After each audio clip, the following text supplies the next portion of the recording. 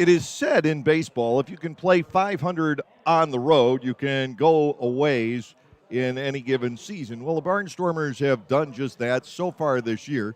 They're 9-9 outside of Clipper Magazine Stadium, and with a win tonight, this road trip can finish with an even break. The Barnstormers had a great start to this trip. They won 5 out of the first 7 games, but the pitching situation has ganged up on this ball club. They've lost the last 4.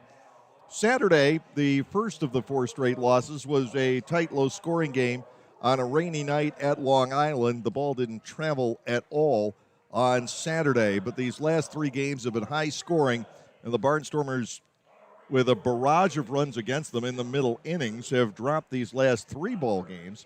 Well, tonight, it is Yoel Espinal getting handed the baseball for the second time as a starter by manager Ross Peoples. And Espinal had a very quirky start his last time out, but one that you might have anticipated if you watched him out of the bullpen. He has an ability to walk a lot of people but get out of the jams. He doesn't give up many hits. That's the way it went against the Long Island Ducks in his start on Saturday night. He ended up losing 3-1, but he gave up just 4 hits in 5 innings, only 2 earned runs despite the 7 walks that Yoel Espinal allowed. He also hit 2 batters in that game. He's been incredibly wild, but when all is said and done, his ERA is lower than the team average. The Legends are in place. We'll get to the starting lineups in a moment, but now we'll send you down to the field and our opening ceremonies. As we honor America with the singing of our national anthem. Performing the anthem today, selected from our national anthem auditions. Please welcome back to Lexington Legends Ballpark and Ashland, Kentucky native, Devin Hager.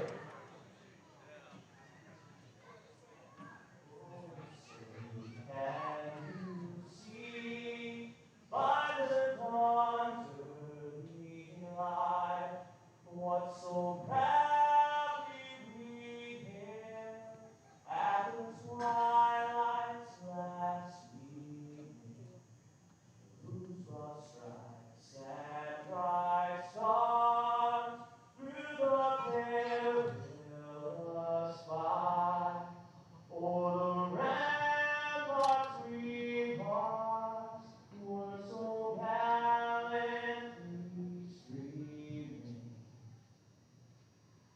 And the rocket's red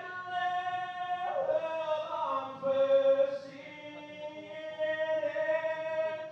gave proof through the night that our flag was still there. Oh, sing us that star-spangled banner and wave.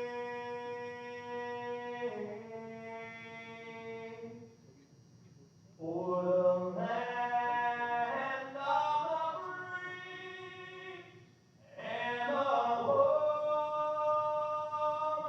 of the brave.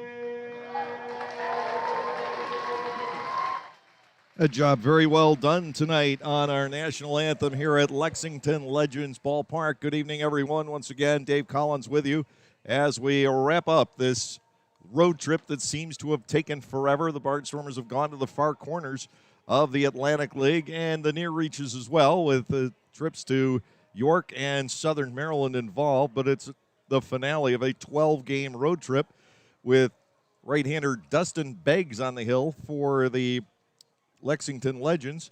The lineup he is facing will be led off by Caleb Gindel, the right fielder. Melvin Mercedes, the second baseman, will bat number 2. Blake Galen is at first base hitting third. The cleanup batter is the left fielder Trayvon Robinson. Alejandro De Asa will bat fifth and play center. Kelly Dugan will be the designated hitter tonight. He is batting sixth. Blake Alamond is at third base batting seventh. Anderson De La Rosa is doing the catching. He is hitting eighth. Clay Luis Rondon is the shortstop batting ninth, and Yoel Espinal will be making the start for the Barnstormers this evening. He comes in at 1-2 with a 6.35 earned run average. For Lexington, Cole Sturgeon will again lead off. He is in center. The right fielder batting second is Tillman Pugh. DJ Peterson is the third baseman batting third. Courtney Hawkins in left field batting cleanup. Keon Barnum will serve once again as the designated hitter. He is batting fifth. Jordan Pacheco is at first base tonight, batting in the sixth slot. The shortstop batting seventh had a huge day here yesterday, Roberto Baldequin. Catcher is Jake Romanski batting eighth, and Ben Eklinski will be the second baseman. He is hitting in the number 9 spot. And now Dustin Beggs facing Caleb Gindel, the Barnstormers right fielder. Maybe he won't hit a leadoff home run. It's led to bad things. He's homered to lead off each of the 2 games in this series, and bad things have happened afterwards. Here's the motion, and the pitch to Gindel off the outside corner for a ball. It is 1-0. Caleb hitting .302 on the year, his 7 home runs, 1 short of the league lead, and he has driven in 18. The pitch to Gindel, swinging a high fly ball again, and it's carrying, but this is straight away. Back toward the center field wall is Cole Sturgeon, and Gindel hit a ball as far, if not farther, than the last 2 games leading off, but this straight away, and it's handled on the warning track almost to the wall by Cole Sturgeon, some 395 feet or so from home plate. It brings on the second baseman, Melvin Mercedes. Mercedes is hitting .381 with 1 home run and 14 runs batted in. A little reverse psychology for the Barnstormers. Gindel hits the ball as well, comes up empty this time. Maybe that will flip the script and lead to better things later on. Here's the pitch to Mercedes, inside and low for a ball, 1-0. Mercedes 2 for 7 in this series, but he's had a hit in each game. Now 6 in a row, but even more than that, Melvin has hit safely in 21 of 23 starts in the season. He takes a pitch outside and works ahead of Beggs at 2-0. Blake Galen, the first baseman, waits on deck. Beggs working quickly into the motion, and his breaking ball dances low. 3 balls, no strikes on the switch-hitting second baseman, Mercedes. Dustin Beggs, 6'3", 180 pounds, originally from Colorado Springs.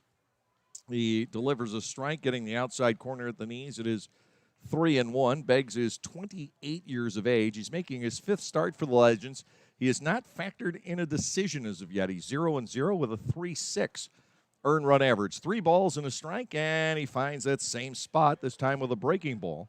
And now it is Melvin Mercedes up there with a count of 3 balls and 2 strikes. Beggs coming out of the Miami Marlins organization. He was there from 15 through 19. He's wide of the plate. Mercedes is on once again for Melvin, an on-base percentage in the 500 neighborhood for the season. To go along with his 33 hits, he has walked 16 times, and he has also been hit a couple of times. His on-base percentage coming in was .491. He has been an incredibly difficult out for the opposing pitching stance. It brings on Blake Galen, the Barnstormers' first baseman, hitting .234 with 1 home run, and he's driven in 17 on the season, tied for second on the ball club in that category, 1 behind Caleb Gindel. The first pitch is a strike. It is 0-1. Balls and strikes this evening are being signaled by Darnell Ray. Marvin King is the first base umpire, and Drew Ashcraft, who, like Ray, has been here the entire series, is over at third base. Quick throw by Beggs in the direction of first. Mercedes, who owns 7 stolen bases on the year, is back in. 1 out, 1 on. Barnstormers batting in the top half of the first inning. Beggs working from the stretch. Delivers to Galen. Blake swings, turns on it, and yanks it foul. And that has been the story of the series for Blake Galen. Everything he has hit hard, for the most part, he has turned on and driven foul down the right field line. He's hit a couple out of the ballpark, just foul. This one is sizzled into the Lexington bullpen, but now he's got 2 strikes in the count. Batting behind Mercedes, Trayvon Robinson, the left fielder, waits on deck. Blake did have a double to left center yesterday. It is upstairs from Beggs for a ball, 1-2.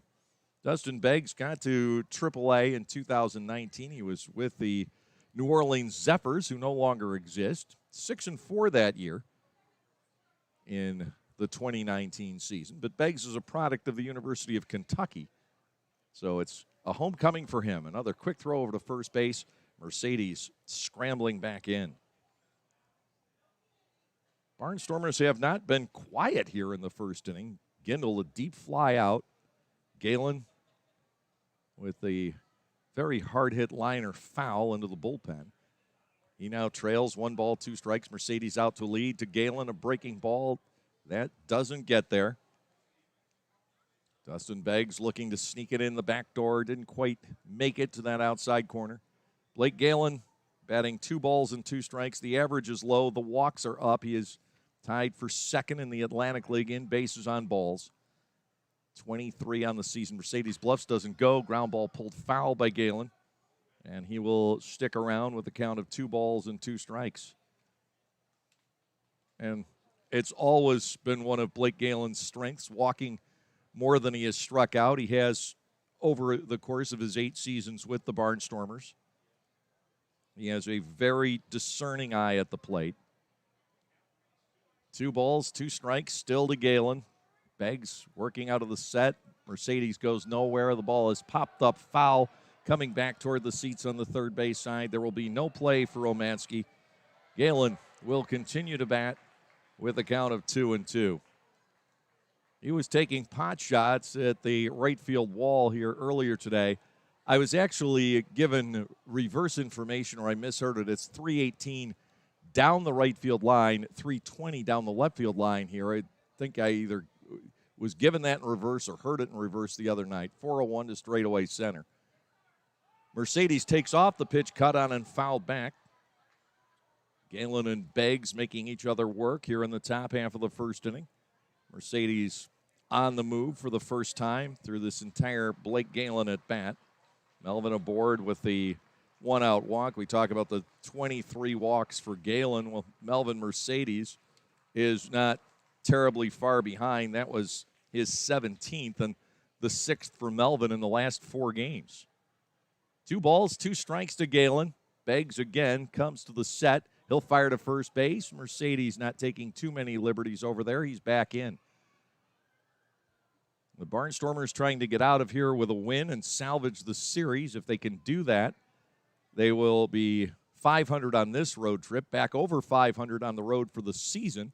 And even though the first homestand wasn't terribly successful for this ball club, everybody to a person is looking forward to spending the next month in PA and basically being able to unpack the bags.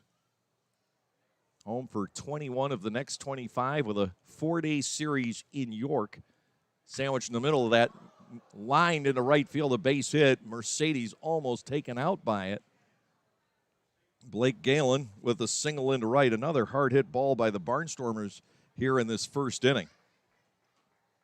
Mercedes, under most circumstances, would have been able to go to third on a single into right field, but he had to basically do a dance to avoid that line drive. Galen got clipped by one off the bat of Mercedes, I believe, on the homestand, even though Blake claimed he had avoided the base hit. Now here is Trayvon Robinson with runners at first and second, 1 out. Trayvon batting .265 now. The pitch to him, tails outside for a ball. It is 1-0. Robinson has a couple of home runs. He's driven in 12. He's just 1 for 6 in the current series. Switch hitter batting left. Pure left-handed hitter Alejandro De Asa, the center fielder, waits on deck. Runners lead from first and second. Beggs to the set. The pitch to Robinson. Bouncing ball. The second baseman, Aklinski, will only have the throw to first. Everybody else able to move up a base. Aklinski with a very smart veteran move on that high bounder off the bat of Trayvon Robinson. If he tries to get the out at second base, he has the obstacle of Galen running right in his path, and bad things could have happened.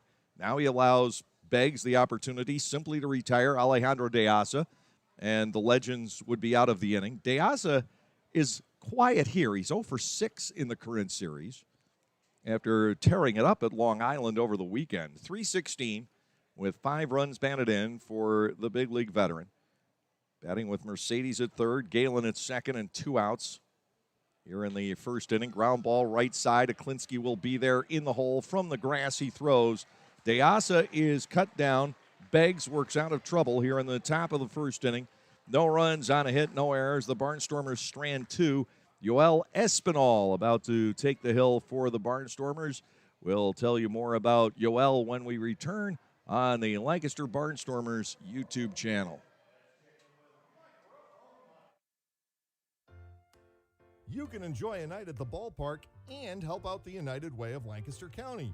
All you have to do is spend 3 hours as an usher during a Barnstormers home game, and the ball club will donate $20 in your name to the United Way program of your choice. Be a friendly face, have fun, and raise money for your favorite local charity.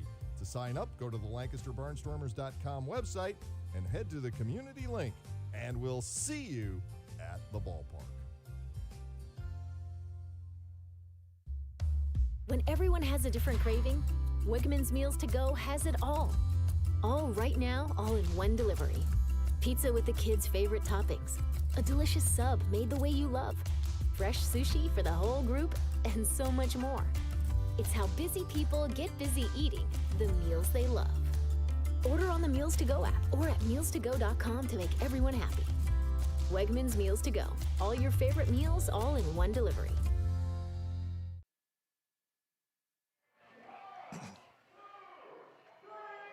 Yoel Espinal, 6'2" right-hander from the Dominican Republic initially, now living in Somerset, New Jersey, getting the start for the Barnstormers here this evening.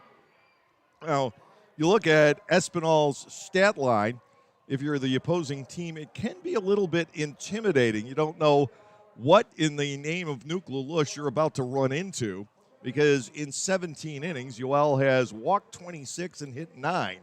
That's 2 batters per inning that he has put on base with wildness, but he's only allowed 10 hits. So he has a tendency, in large part, to get away with the lack of control. He's 1-2.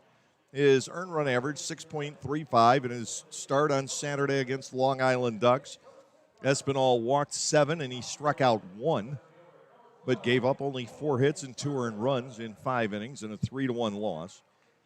He'll be facing Cole Sturgeon here to lead off. Sturgeon had not been swinging the bat terribly well, hitting just .240 at the outset of this series, but 5 out of 10 off of Barnstormers pitching with a couple of home runs so far in the first 2 games here. First pitch fastball from Espinal, good for a strike. It is 0-1.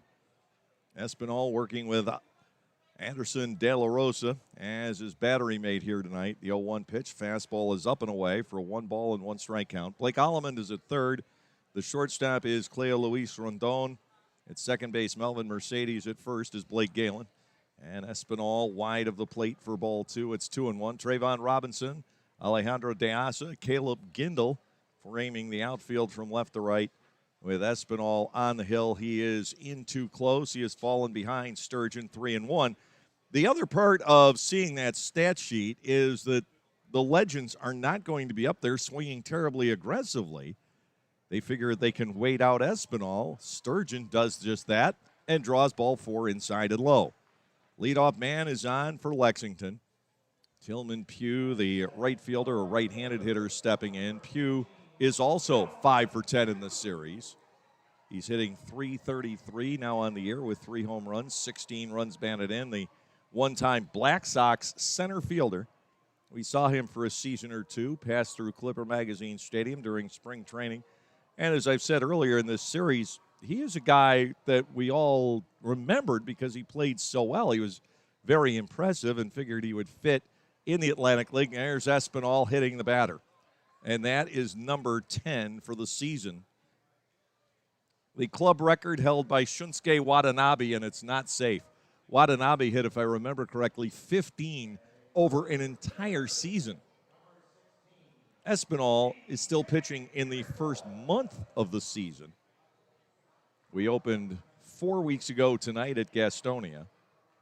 Here is the third baseman, DJ Peterson.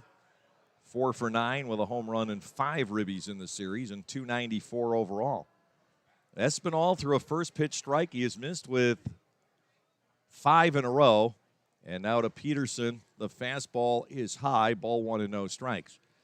In the past, with human umpires, it was often said if you didn't have control, you wouldn't get the borderline pitches. But the automated ball strike system really doesn't care. He is way inside on Peterson. We go to 2-0. Espinal has missed with 7 consecutive pitches. The Barnstormers really would like to get out of town and not have a terribly prolonged game here tonight. Espinal working with runners at first and second. Nobody out. 2 balls, no strikes to DJ Peterson. De La Rosa sets the target, and the pitch is high, 3-0. Espinal has had a career history of being wild, but nothing to this extent. Averaging in the 6 to 7 walks per 9-inning neighborhood. He locates the zone, gets the strike from Peterson, and it is 3-1. And in his career, which has spanned 4 different American League farm systems, he has averaged a little better than 10 strikeouts per 9 innings. Ball 4, up and in. Peterson is walked, and Espinal has loaded the bases with nobody out in the first inning. What this does is it puts more strain on the Barnstormers bullpen. I am told that Garrett Granitz is likely to be ready to go out there tonight. But the Barnstormers' ranks are thin. Junior Rincon left after 3 pitches last night. He says he's doing all right and doesn't expect to be out long. High, ball 1. Now on Courtney Hawkins, the left fielder. 1 ball and nothing. Bases loaded, nobody out. Espinal into the motion. His breaking ball is lifted to left field. There's a wind blowing that way. It's going to take it, and the walls will not contain it. The Barnstormers give up yet another grand slam on this road trip, and before the first out can be recorded, it is 4-0 Lexington. Courtney Hawkins hits number 8 on the season, driving it to straightaway left field. That one may not have gone here on Tuesday night, but it's warm, and the wind is blowing in the prevailing direction now in Lexington, which is out to left field. Hawkins doesn't always need assistance. That one might have. He's got the grand slam. It is 4-0, and the Barnstormers immediately in arrears here tonight. And Ross Peoples, is having that churning action in his stomach ratcheted up a notch as Keon Barnum, the designated hitter, steps in, a .258 hitter. Swing at the first offering and a foul away. It's 0-1. The Barnstormers have already a significant deficit that they have to make up. And Lancaster left a couple of runners in scoring position in the top of the inning. Down and away from Espinal. Yoel had been a starter earlier in his career. It was his 27th career start on Saturday. Outside on Keon Barnum, now 2-1. Espinal brings it home for ball 3. 3 balls and a strike. It's hard to say that this is a case of Steve Blass syndrome that Espinal is experiencing because he's always had control issues. It's not something that a la Blass or Rick Ankiel came on all of a sudden. This is just sort of exacerbating a career problem. Fly ball to left field, pretty shallow. Charging in Robinson. Trayvon is there for the first out. It's finally posted. Barnum skies out to left. That will bring on the first baseman, Jordan Pacheco. Pacheco is batting .345. He has a home run. He has driven in 6 on the year. This Lexington lineup is certainly one of the best in the Atlantic League. It's on a par with Long Island's, and I would venture to say Lancaster's. It can score a lot of runs without the help of walks. Way inside, ball 1 on Pacheco. 1-0 here, 1 out, nobody on. Bottom of the first inning, but already a 4-spot posted by the Lexington Legends. Next pitch is up, and Pacheco has the advantage in the count. Espinal, again, rocky with the control. We talked about Yoel's career numbers as he is able to deal a strike on Pacheco, 2-1. Espinal, prior to this year, in 384 innings, had walked 274. High pop-up near the pitcher's mound. This can be trouble, but the Barnstormers play it well. Aleman comes in for the grab. 2 outs. And Roberto Boldequin, the shortstop, will come to the plate. Now, this is what we have seen from Yoel Espinal the entire season. He walked the bases loaded. We'll call it walking the bases loaded. The middle one was an HBP technically.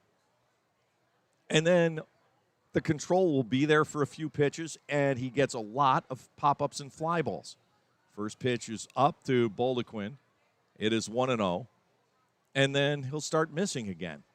When he's on, he can get outs in a row, usually in the air, foul ball back, and to Boldequin, who had a 6 RBI game last night. It is 1 ball and 1 strike. And it really tends to be a roller coaster ride with Yoel Espinal. Next offering, Boldequin, bouncing ball third, taken on a second longer hop by Alleman. He fires across. Lexington gets the grand slam, and then Espinal gets 3 in a row. It's 4 runs on only 1 hit with no errors, nobody left on base. Courtney Hawkins with the slam, his 8th home run of the season. We go to the top of the second inning. It is 4-0 Lexington. We are finally back enjoying Barnstormers baseball. I'm Adam Gocknauer from Gocknauer Appliances and thrilled to be sponsoring Barnstormers baseball yet again.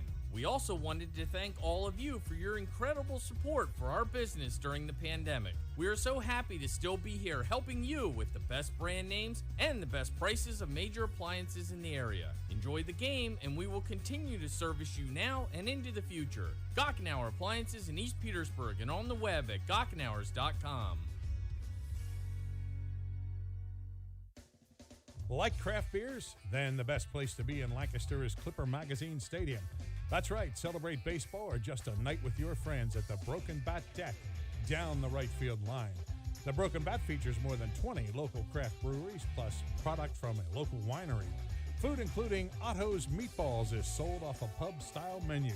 So get together, hang out with your friends, or make some new ones. Enjoy a night of craft beer sampling along with a Barnstormers game.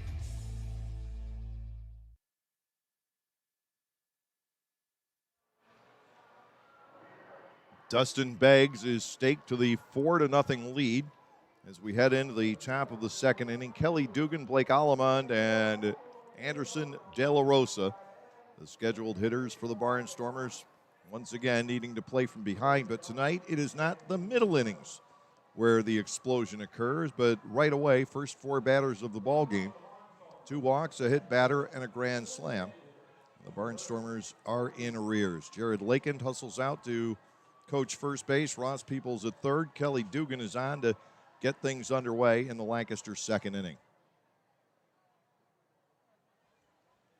Kelly batting .305 with 3 home runs. He has knocked in 17. Looked like a slider across the inside corner. It is 0-1 on Dugan, who only has 1 official at bat in this series, and he singled with it. The ball is outside to him, 1-1. He also had a walk and a sacrifice fly in the series opener. He sat out the entirety of last night. And the next pitch, 1-1. He takes a mad rip and misses. 1 ball, 2 strikes. That wind is blowing out the left field, and it is brisk. You don't feel it when you're on the field of play, but when you're up here at the suite level and on the concourse, the walkway here on the suite level, it is really blowing up a storm. Down low to Kelly Dugan, 2 balls, 2 strikes. Outfield straight away against Kelly. Takes the breaking ball and just is able to nick it foul straight back. We will continue with a count of 2 balls and 2 strikes. Dugan, the designated hitter in there tonight. Outfielder is straight up.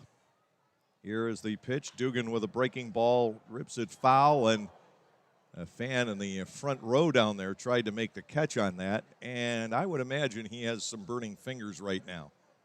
That was stung and slicing. Looks like an old Phillies jersey he's wearing. I don't think that would be the case. Strike 3 called at the knees on Dugan. First strikeout for Beggs here this evening. Blake Allemond, the third baseman, coming to the plate. Allemond has had a terrific road trip, especially the latter stages of it. 283 overall with 6 home runs, 12 runs batted in. Over the last 8 games, Allemond is hitting .394 with 3 doubles, 3 home runs, and he's knocked in 8. Next pitch to Blake off the inside corner. Anderson De La Rosa, the on-deck batter for the Barnstormers. Here's the kick and the offering. Alleman swings and drives the ball deep down the right field line, but foul. That's become habit for the Barnstormers over the last couple of days. A lot of the lefties are hitting screamers foul. To Alleman now, straight away and shallow. Backing up on it is the shortstop Baldequin, and he'll make the, well, actually it went through to the center fielder Sturgeon. He made the catch coming in. 2 outs, and Anderson De La Rosa coming to the plate. De La Rosa down to 217. He has 1 home run. He has driven in 7. He's had a couple of hard hit outs in the current series. 0 for 4 here, and Anderson's just 1 for his last 17. That was a home run. 2 outs, nobody on base. Beggs delivers to De La Rosa, and that's a called strike. 0-1, Cleo Luis Rondon waits on deck. To the inside corner for a second strike. Coming into tonight, Beggs had given up 20 hits, 8 runs, all earned. He'd walked 8, struck out 13. In other words, standard numbers in any other season. De La Rosa chases after that one. He is gone on strikes. It's a very quick 1-2-3 inning for Dustin Beggs. Nothing across for the Barnstormers. We're at the end of 1.5. It is 4-0 in favor of Lexington. Localflavor.com, local flavor. Localflavor.com, local flavor. Excuse me, are you saying localflavor.com? Oh, yeah, it's where I save big bucks on all kinds of things. Home improvement projects, dining out, family fun, electronics, jewelry, clothing. I even bought my wife a fancy spa package for half price. Half price? Yep, you know all the deals you find in Clipper Magazine. I love Clipper Magazine. Well, they're all on localflavor.com too. And you can get them right on your phone thanks to localflavor.com's mobile app. Here, take a look. Well, this app is amazing. Look at all these restaurants, amusement parks, car washes, fitness centers. This is worth sharing about. Exactly. Localflavor.com online, the Local Flavor mobile app, and Clipper Magazine together. It's like a triple play. Do the cheer again. I'm in. Localflavor.com, local flavor. Come on, everybody! Localflavor.com, local flavor. Localflavor.com, local flavor. This is our first ever trip to Lexington, Kentucky. The Barnstormers taking on the Lexington Legends, new entry into the Atlantic League. It's been a proud member of the South Atlantic League for 18 seasons, most recently affiliated with the Kansas City Royals, and a market that certainly is big enough and a ballpark that is nice enough to have made the grade, but the geography did not work in Lexington's favor. As a matter of fact, minor league baseball, with the major league contraction of the affiliated clubs and the affiliated leagues, left this part of the country largely out of the picture. West Virginia got totally wiped off the map for affiliated teams. Kentucky, of course, has Louisville, which is a AAA affiliate of the Cincinnati Reds, and Bowling Green, which is in the new High A East. Don't ask me how that works. That whole league is a geographic nightmare with 5 teams in the Northeast and 7 teams down south, and nothing really to bridge the two. Scheduling has been a nightmare. They're going to take care of it next year. Jake Romanski leads off here in the second, and outside is Espinal. Ball 1, no strikes. Lexington leading by the score of 4-0. Espinal comes back with his 1-0. He is off the outside corner again for ball 2. 2 balls and no strikes. There are places where this ballpark is showing its age a little bit. 20 years in. It was open in 02 here. But in general, this is a really nice, fan-friendly ballpark. It's got a lot of aspects that are intriguing.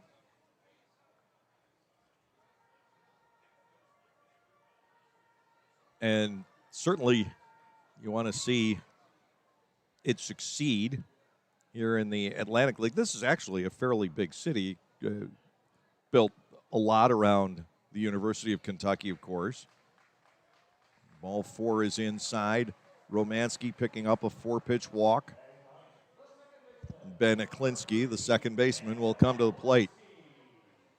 Aklinski hitting .271. He's hit 4 home runs. He has driven in 13. Point I made last night, though, about this Barnstormers club, the pitching staff somehow has got to be healed, or it's just going to rip apart the team on the field, which is as good as anybody. Ball is high, 1-0 on Aklinski.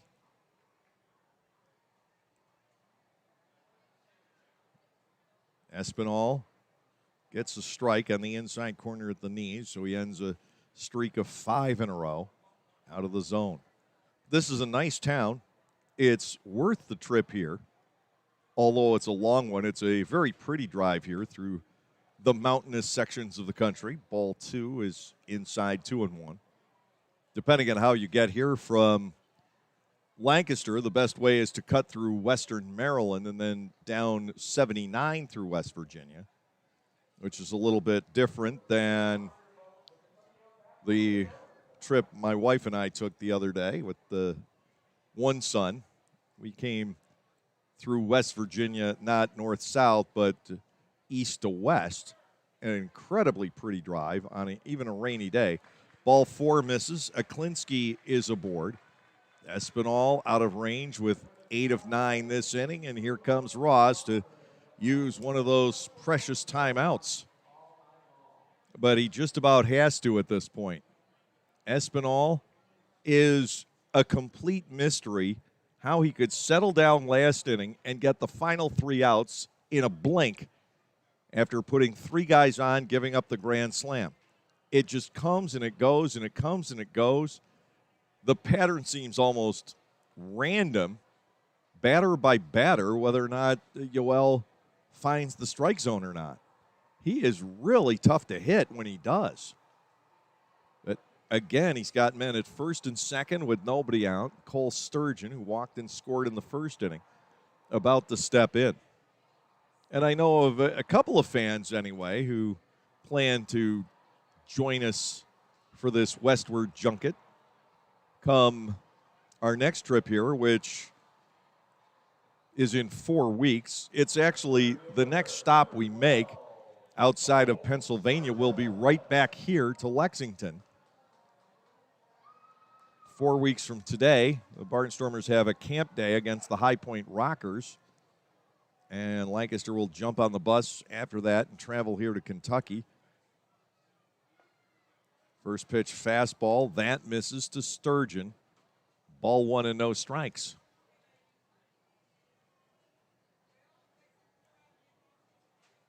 But tomorrow night, back home, West Virginia coming in.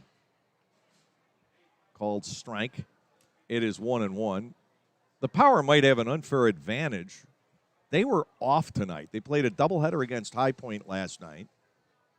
The Rockers come in here, and they're already here. High fly ball, deep to right center field. Deasa and Gindel are there, and that ball drops between them. 1 run will score. Deasa thought that ball was going to carry deeper to right center, turned around, came in. Gindel couldn't get there to save it, and it's now 5-0. I believe, or perhaps the runners just tagged.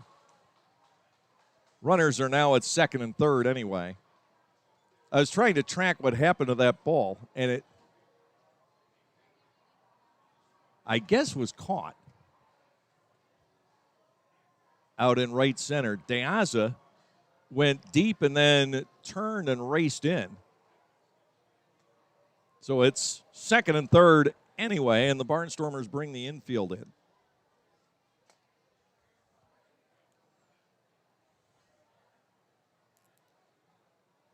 Espinal spins it into the zone for a called strike. It is 0-1.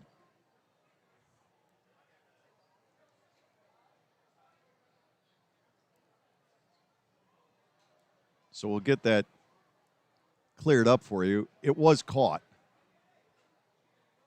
And the runner's tagged up after the catch. Fastball high and inside on Tillman Pugh, who has hit his first time up. 1 ball, 1 strike to Tillman Pugh. Runners at second and third with 1 out. It looked like the ball fell between.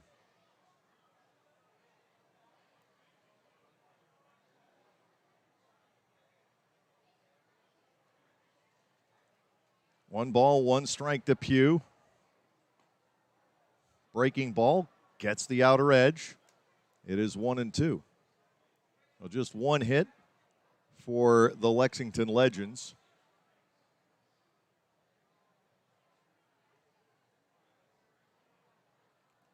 It was DeAsa, despite the awkward route, that made the catch on it. Coming in on the play. Fouled to the screen. Pugh continues to bat at 1 ball and 2 strikes.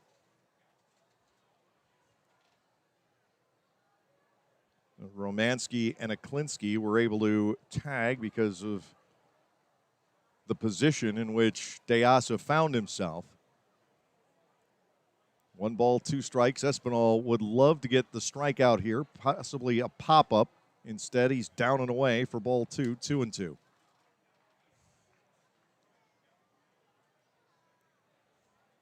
Barnstormers have Allemond and Rendon, as well as Mercedes and Galen, playing now halfway.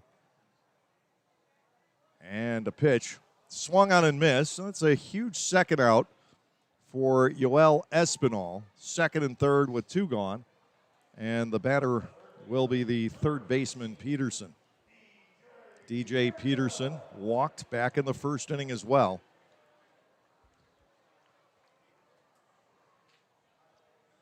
Espinal trying to get out of this without giving up additional runs. Maybe tonight's the night the Barnstormers make some hay in the middle innings and turn a game around. It's happened to them the last 3. Swing and a miss by Peterson. It is 0-1. Espinal has the pitches to succeed. It's just a question of throwing strikes 60 to 65% of the time. He hasn't been there. He's overall probably sub 50. Peterson with a ground ball to third. Espinal Allemond will take that, throw across the diamond. And Yoel Espinal gets out of the inning without anything scoring. No runs, no hits, no errors, 2 left. We're through 2, still 4-0.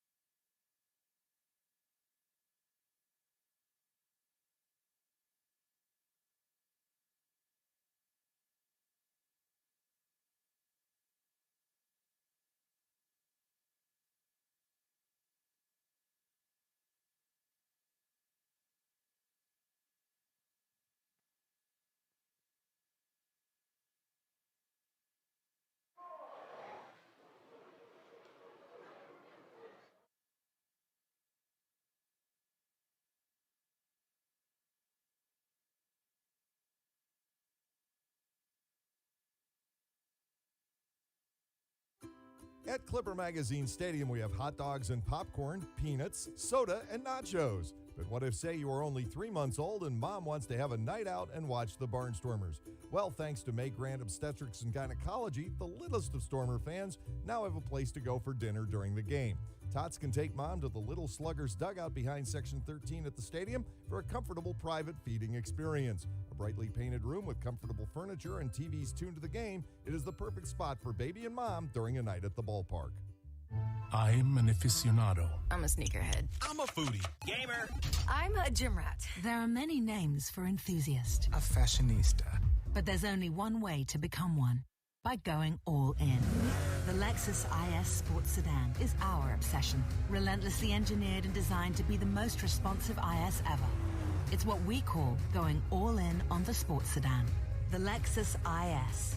See Bobby Rahal Lexus in Mechanicsburg or Lancaster County. 1 ball, no strikes to Clay Luis Rondon. He gets ball 2 down low. Rondon at 215 with a home run, and he's driven in 11, 2 for 7 in the current series. He will look at a strike from right-hander Dustin Beggs, operating with a 4-0 lead, looking for his first victory here in the Atlantic League. Rondon line drive and a base hit to left field. He takes the 2-1 pitch, goes the other way. Rondon continuing to be very successful from the left side of the plate. It has definitely been a boon for him to take up switch hitting. The lineup turns over to Caleb Gindel, who flied to the wall in center field, leading off the ball game. 4-0 Lexington. The Barnstormers begin to make some noise here in the third. Throw goes to first, chasing Rondon back. Clay Luis Rondon now hitting .283 as a left-handed batter. From the right side of the plate, only 147. Throw to first again. Beggs puts everything he's got into his pickoff throws over at first. We saw him go there on Mercedes quite a bit back in the first inning, 4 or 5 times. Gindel batting. He has yet to see a pitch. Here's one, and Caleb takes this to deep left center field. On the run again is Sturgeon. This time it is over his head, bouncing out to the wall. Gindel heading into second base. He will beat the throw for a double. Sturgeon, we've already seen in this series, may have one of the best center field arms that this league has had in a while. On to third goes Rondon. 2 men in scoring position for Melvin Mercedes. The Barnstormers looking to at least lob some off of the Lexington lead here in this top half of the third inning. Gindel has had a great series here in Lexington. He's pounded a lot of baseballs. He's 6 out of 11 now with a couple of home runs. He has the 1 double. Runners are at second and third. Mercedes standing in. Here is the set. The pitch to Melvin. Hard hit ground ball. Diving stop over at first base by Pacheco. A great play at first to rob Mercedes of a base hit. Scoring from third, though, is Rondon. It is a 4-1 ball game. Gindel moves to third. Mercedes cheated by the glove of the first baseman Pacheco, a right-handed thrower. The ball hit to his glove side, a crisp one hopper down the line. Pacheco able to spear it and get the first out of the inning for Dustin Beggs. Blake Galen steps in with Gindel at third and 1 away. Galen slapped the single through the right side back in the first inning. If he's not back on that play, he doesn't have a chance at getting that hard hit ball off the bat of Mercedes. Inside to Galen for a ball, 1-0. Trayvon Robinson waits on deck. Mercedes picking up his 15th run batted in of the season. Gindel now up the line from third. Galen looks at a strike, and it's 1-1. Rondon, Gindel, and Mercedes have all connected well against Beggs in this third inning. We now have ourselves a 4-1 game. And to Galen, he goes the other way. A line drive into left. Sprinting in is Hawkins. He will make the diving catch. Scoring easily is Gindel on the sacrifice fly, but that's 2 great plays in a row by the Lexington defense or the Barnstormers would really have an inning brewing here in the top of the third. They've cut half the lead off. It's now a 4-2 game. Galen driving in his 18th run of the season. Trayvon Robinson comes to the plate with 2 outs and the bases empty. Pacheco and Hawkins both helping out the runner. Appeal to third base, and it is claimed that Gindel did not leave too early. He wasn't out of the blocks before the ball was caught. Now to Robinson. First pitch, bounce foul for a strike. It's 0-1. But the defense helping out the moundsman. It could so easily be 4 hits in a row, and you would, in all likelihood, be looking at 3 runs home, nobody out if those plays weren't made. To Robinson, it's up. 1 ball and 1 strike. Mercedes, at least a double, maybe even a triple. If it's a double, he probably doesn't score on the line drive by Galen, even if it drops in. Strike 2, grazes the outer edge on Trayvon Robinson. Ball 1, 2 strikes. Lexington 4, Lancaster 2. Top half of the third inning. And the 1-2 is up and in. Trayvon lifting the elbows. 2 balls and 2 strikes. The scoreboard out there in right center generously giving the Barnstormers a third tally. The wind and a Robinson swing and a miss over top of the breaking ball. Trayvon is gone on strikes, but it's 2 runs for the Barnstormers here in the third on 2 hits with no errors, nobody left on base. Through 2.5 tonight here at Lexington Legends Ballpark. The Legends lead the Barnstormers by the score of 4-2.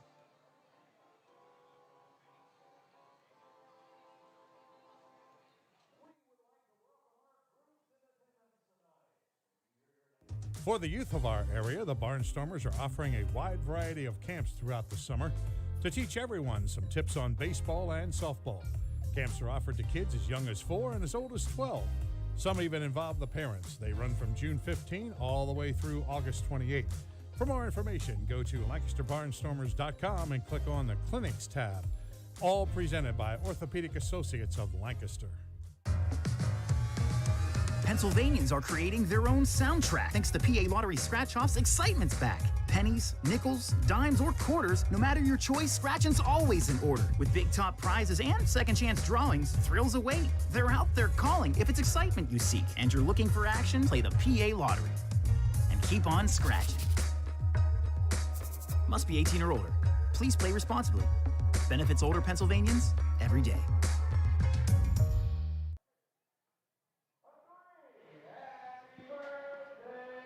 The Barnstormers are halfway back thanks to the 2-run top half of the third inning. First 4 batters in the top of this inning hit the ball very well. The same group, Gindel, Mercedes, and Galen, had hit the ball well or had great at-bats against Beggs back in the first inning. Rest of the lineup not doing much except when you get to number 9, Rondon had the leadoff base hit that triggered the 2-run third.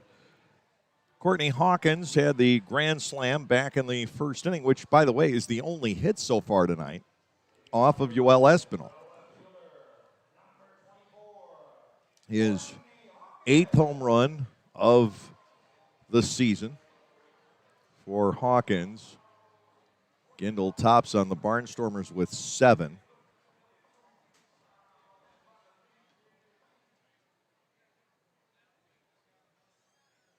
Saleh from Gastonia, their left-handed batting third baseman, now has hit 9. First pitch to Hawkins in for a strike. It is 0-1. Carlos Castro from York, who may be the MVP of the league at this point, has hit 7 as well. And then you get to Blake Alleman, Jared Mitchell, Ruby Silva, and Jake Skoll. In too close. Now to Hawkins. 2 balls and a strike starting off the third inning. Espinal almost hits him. It's 3-1. He walked the leadoff batter in the first. He walked the leadoff batter in the second. He's put the first 3 on in the opening inning, the first 2 on last inning. It is 3 balls, 1 strike. Hawkins gets ball 4. And again, the leadoff man is aboard in an inning. Espinal walks his 5th of the ball game. It brings on the designated hitter Keon Barnum. Barnum flied out to shallow left, and Trayvon Robinson back in the first inning. Espinal, once he has settled down each of the first 2 innings, he's retired 3 in a row. Infield sets up, looking to turn 2. The pitch to Barnum off the outside corner, ball 1 and no strikes. But it's almost as if the muscle memory just isn't there, and it takes several pitches for Espinal to relocate. What he's trying to do, runner goes, pitches outside, De La Rosa's throw to the wrong side of the bag, and in with the steal is Courtney Hawkins. It's his 3rd of the season. 2 balls, no strikes, meanwhile, on Keon Barnum. De La Rosa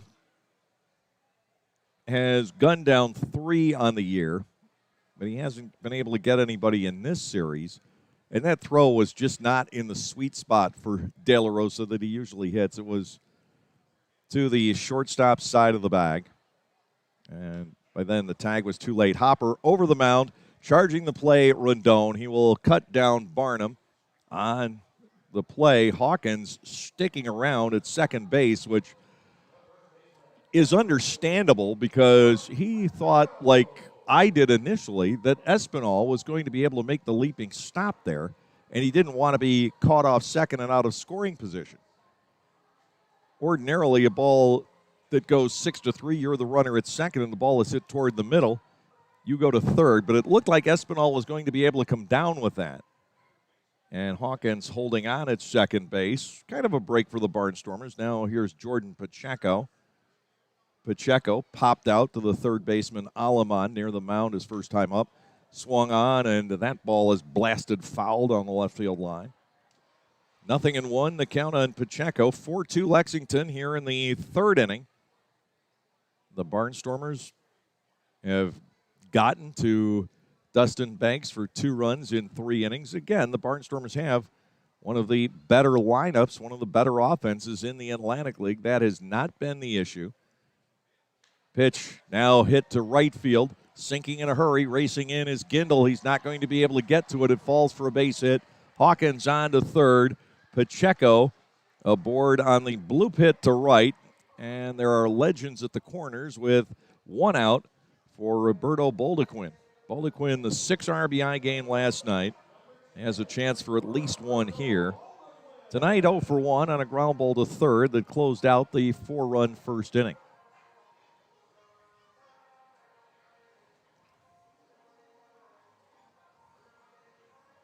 Runners at the corners. 1 out for Lexington in the home half of the 3rd inning.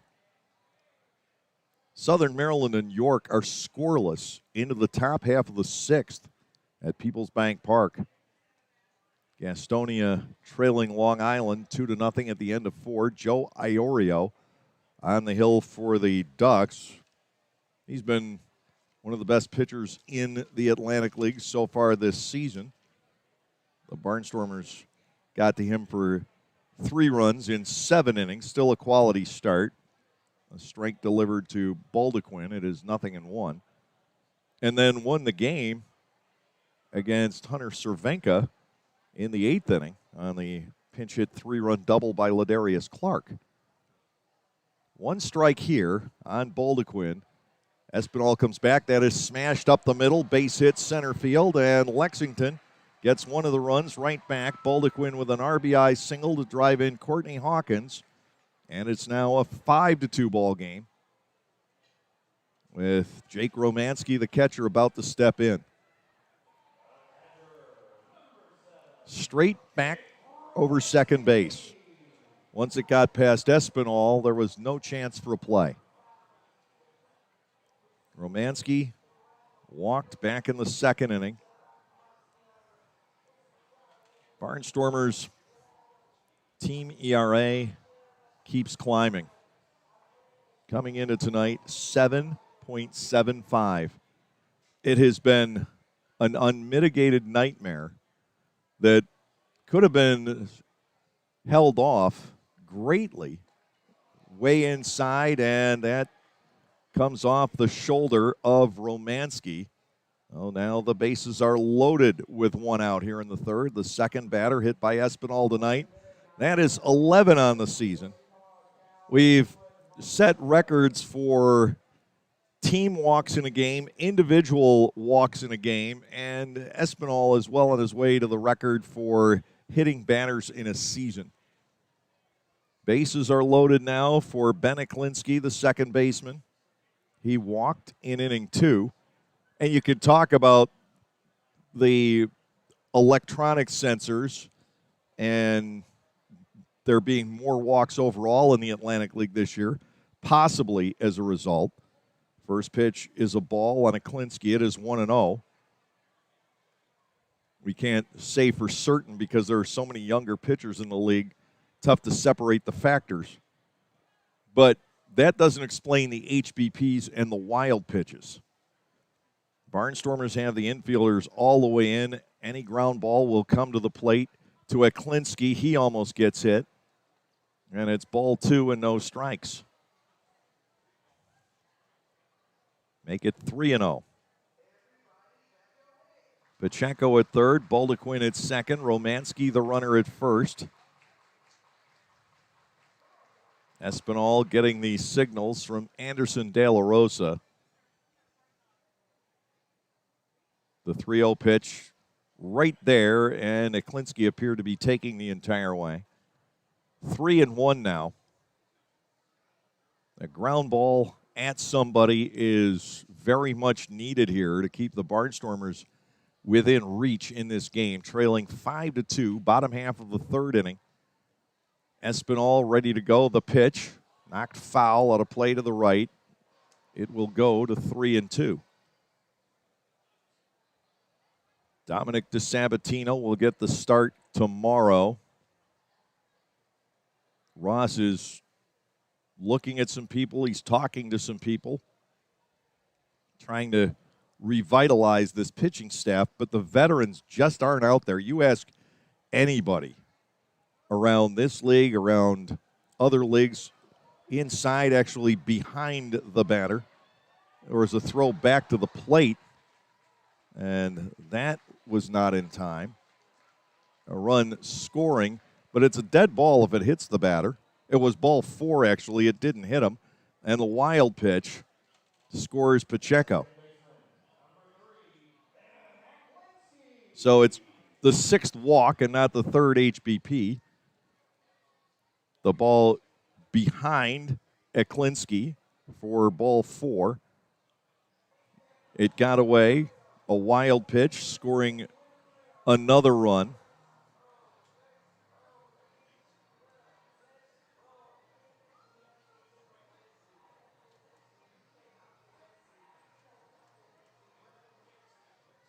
First and third, still only one out.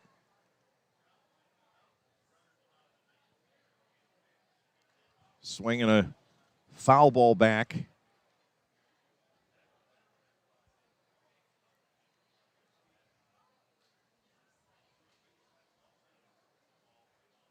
Well, the batter is still Aklinski.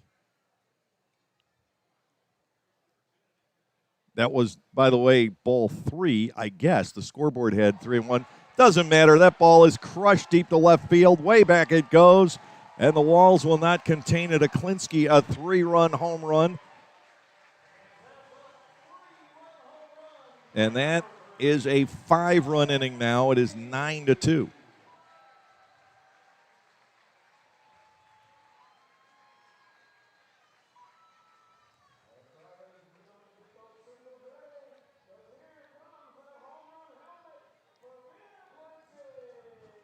Still just one out in the inning on the topper over the mound by Barnum.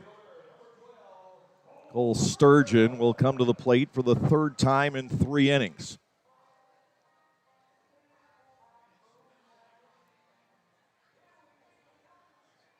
Sturgeon has walked and flied to center. First pitch strike. It is 0-1.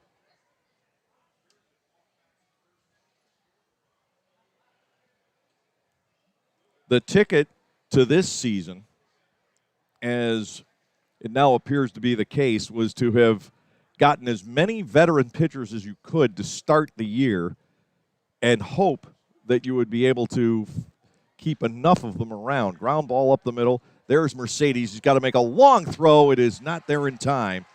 Sturgeon beats out an infield base hit, and it just continues. 4 hits in this inning, 5 runs on the board. Sturgeon now a base runner. Tillman Pugh, the right fielder, will come to the plate. The Barnstormers have given up 46 runs in the last 3 games, 9 through 2 1/3 innings tonight.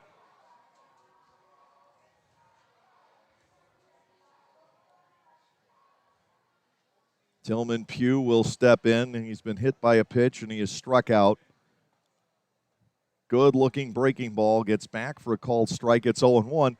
And you look down to the Barnstormers bullpen, and this is just part and parcel of what Ross is going through. Nobody's throwing. His starting pitcher has given up 9 runs in 2 1/3 innings. He's all out of whack, and he can't get anybody up to throw. There's nobody to soak up these innings.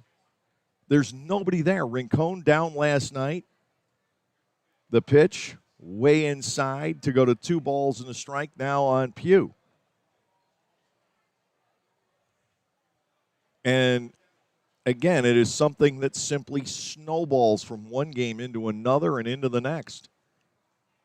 The delivery, Tillman Pugh takes low for 3 balls and a strike. Klinsky with the second big home run for the Lexington Legends in this ball game. Hawkins a grand slam in the first. Klinsky 3-run home run here in the third. Way high and inside. It is ball 4. DJ Peterson will be the 9th man to step in, and the benches are going to empty here in the 3rd inning. Peterson taking offense to Yoel Espinal, again throwing inside. But if you look at the numbers, you just know that has been Espinal. He's not trying to throw at anybody here. I know it's a one-sided game. I know you can read that as being offensive, but it really is foolish to charge the mound at this point. If you had watched all of Espinal's other performances, you would have seen the same thing. The bench is empty here in the 3rd inning, and that could serve actually to fire up the Barnstormers at this stage. Already 9-2 in favor of Lexington. And another high inside pitch headed toward DJ Peterson, and he took umbrage.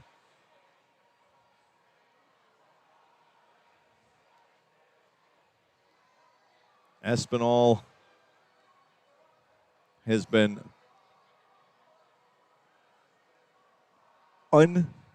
incredulously wild.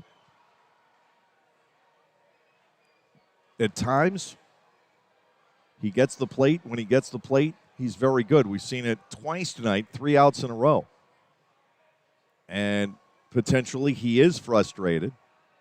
The manager's out there, the coaching staff's out there trying to reestablish the peace as the bench is emptied. I don't know if we're going to get any ejections out of this or not. It may take the umpiring crew a while to sort it out. If they eject Espinal, it's really going to create issues for Ross. He doesn't want to have to go to the pen this early. And one just has to understand it's Espinal, but he is going to go. And Ross didn't have anybody throwing in the bullpen, so one has to believe that Espinal is tossed from the game. And Yoel is upset with the Legends, and we're going to get it going all over again. It's Espinal and Peterson. Blake Galen coming in saying, hey, come on, stop.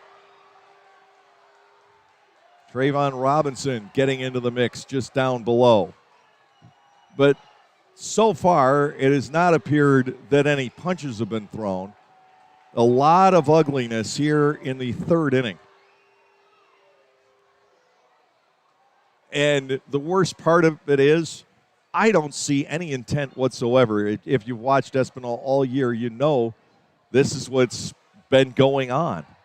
Whether you think of it as Steve Blass or Rick Ankiel syndrome, the control just is not there. If the discussion is to be held anywhere, it should be P.J. Phillips saying to Ross Peoples, hey, this guy is dangerous. It's obvious he doesn't know where the ball's going. Please get him out of the game before somebody gets hurt. And that would be an understandable plea, and ultimately I think that's what's happened. Espinal has been thrown out of the game. There may have been some words said down there, but as far as the HBPs are concerned, well, that's just been part of Yoel Espinal. It looks like Jordan McCrum may be the guy coming in. Whoever it is going to be coming into this game fresh. The last thing Ross Peoples needed was his starting pitcher coming out after 2 1/3 innings. Another prolonged night at the ballpark. Already 9 runs on the board. A lot of frustration building up in Espinal and the Barnstormers, and the frustration on the part of Lexington with so many pitches that it looked like Espinal was headhunting, but it certainly hasn't been the case through the season. There were pitches behind hitters this inning.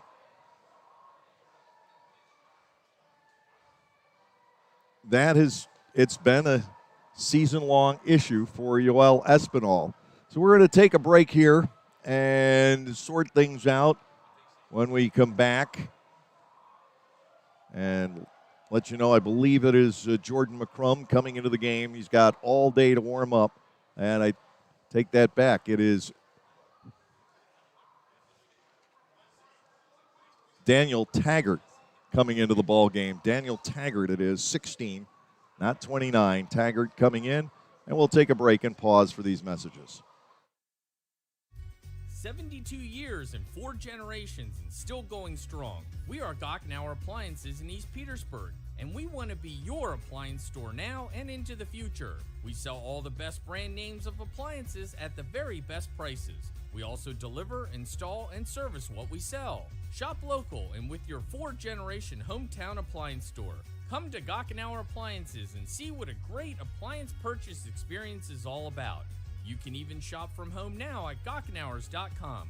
Thanks for your support. When everyone has a different craving, Wegmans Meals to Go has it all. All right now, all in one delivery. Pizza with the kids' favorite toppings. A delicious sub made the way you love. Fresh sushi for the whole group, and so much more. It's how busy people get busy eating the meals they love. Order on the Meals to Go app or at mealstogo.com to make everyone happy. Wegmans Meals to Go. All your favorite meals, all in one delivery. Class-leading rear legroom. Available Mark Levinson Pure Play sound system. And now, for the first time, all-wheel drive. If there's anything missing from the Lexus ES, it's you. The Lexus ES, now available with all-wheel drive. See Bobby Rahal Lexus in Mechanicsburg or Lancaster County. 2021 ES versus 2020-2021 competitors. Information from manufacturer's website as of 7/16/2020. Mark Levinson is a registered trademark of Hardeman International Industries, Inc. It's Daniel Taggart who was summoned to take things over in the 3rd inning tonight. Taggart has been a starter. Espinal had actually taken his spot in the rotation.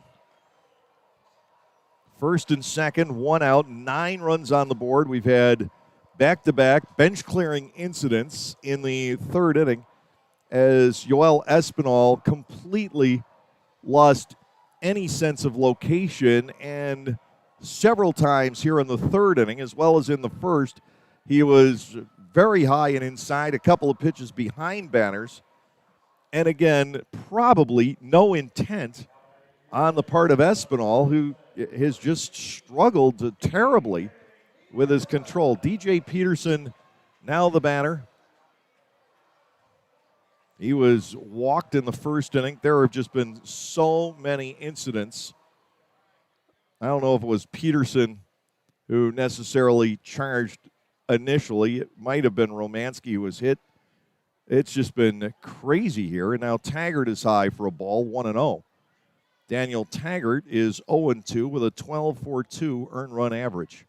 There's simply, unfortunately, isn't an end in sight except for getting off this road trip. There's a swing and a high fly ball to left field. Way back this one goes. And this clears the fences also. Peterson with the second 3-run home run of the inning. It is an 8-run frame for the Lexington Legends. The big innings have just been silly here the last 4 days, and it is now 12-2. 11 runs off of Yoel Espinal tonight in 2 1/3 innings. He gave up 5 hits, hit 2, walked 1, and struck out 1. Now we're back to Courtney Hawkins, batting for the second time in this inning. He led off with a walk. Strike to the outside corner, much to the relief of the Lancaster Barnstormers. It is 0-1. Now it is just a question of getting through this game. Taggart, terribly out of control, sails one to the backstop. The longer this goes, the worse it gets. With the walks, the big innings. Next pitch, sails upstairs, 2 balls and 1 strike the count on Hawkins. A grand slam and a walk for him. 3 homers have accounted for 10 runs in the ball game tonight. The motion, Taggart to the plate, that is cut on and missed. The count goes to 2 balls and 2 strikes on Courtney Hawkins.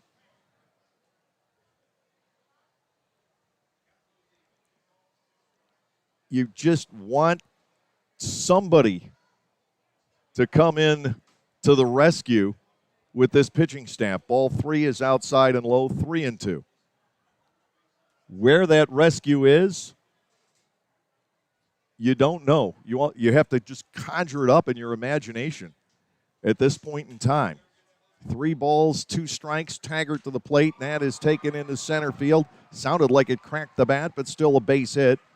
Hawkins is that big and that strong. Taggart now has given up back-to-back hits since taking over, and Keon Barnum will come to the plate. He is 0-2. You look at these other ball clubs. West Virginia, I typed in their roster today for the insert you'll get at the game tomorrow night. And there are pitchers who don't have any kind of lengthy professional experience, in some cases none. Lexington is in the same boat every club is, but they're able to hide those guys for one-sided ball games to the good or the bad. Swing and a miss by Keon Barnum here. The Barnstormers can't. Their pitching staff has gotten so thinned out that you take these young guys that this ball club has, as a second strike finds its way to Barnum, and they have to take on now the key roles. Clay Luis Rondon comes in toward the edge of the grass. If he gets any closer, it could be a charged timeout. Infield now back up to double play depth. Here's the 1-2 to Barnum. Sliced foul up toward the Sweets. We continue with a count of 1 ball and 2 strikes. In the last 4 games, the Barnstormers have given up a 9, a 6, a 7, and now an 8, along with a 5 and a 4 and a 3 and a 2 and a 1. We've got just about the entire 12 days of Christmas taken care of. To Barnum, popped up foul and out of play again. Will stay at a ball and 2 strikes. I assure you, Ross, Jeff, and Troy are on the phones constantly. Ross showed me the list of pitchers that maybe could be coaxed to come to Lancaster. And so far, he has struck out. Looper in the left. There's a base hit for Barnum. First and second now for Jordan Pacheco. who is 1 for 2 in the ball game tonight. 8 runs here in the third inning. The 12th man is about to step in. The Barnstormers have now allowed 58 runs in the last 3 1/3 games. Galen, Gindel, and Alamond all being used on the mound just to try and absorb innings late in games, to the point where Galen has a save. First and second, still just 1 out in this inning, and it came 2 bench clearing situations and several batters ago. Barnum had grounded out. They now have had 9 consecutive batters reach base. Check swing, but he went too far, and Pacheco bats 0-1. The next offering is upstairs for a 1-ball and 1-strike count. It makes what was already going to be a long bus ride home even longer. 1 ball, 1 strike with 1 out. Second occupied by Hawkins, first by Barnum. Next pitch is high to Pacheco for ball 2. It is 2-1. Whoever saw this coming, nobody did. And it's at a stage where you want to be able to bring some healthy and durable arms in. Lashed past the third baseman Alamond for a base hit. The ball is bobbled by Robinson still. Hawkins will hold at third. 10 batters in a row have now reached base.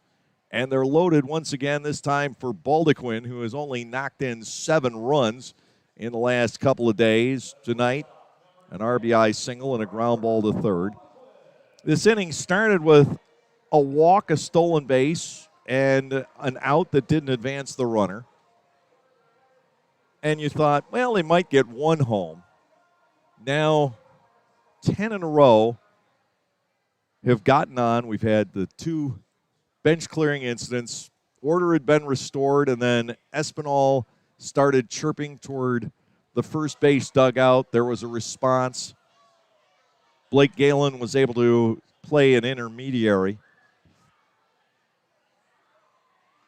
I never saw a punch thrown. I don't think there had been. No balls, 1 strike. The count on Baldequin.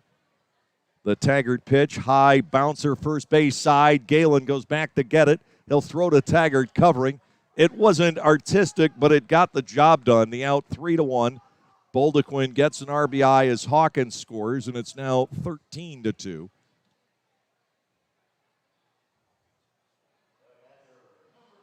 Second run charged to Daniel Taggart. The catcher, Jake Romanski, will come to the plate. He has walked and he has been hit by a pitch. 53 at last count, the number of players that have been signed away from the Atlantic League. That's 6 to 7 per club, so the Barnstormers are right about average. Foul ball back to the top of the screen. It is 0-1 on Romanski with 2 outs, runners at second and third. For the second time now on this road trip, the second time in the last 4 games, the Barnstormers have given up a 9 spot.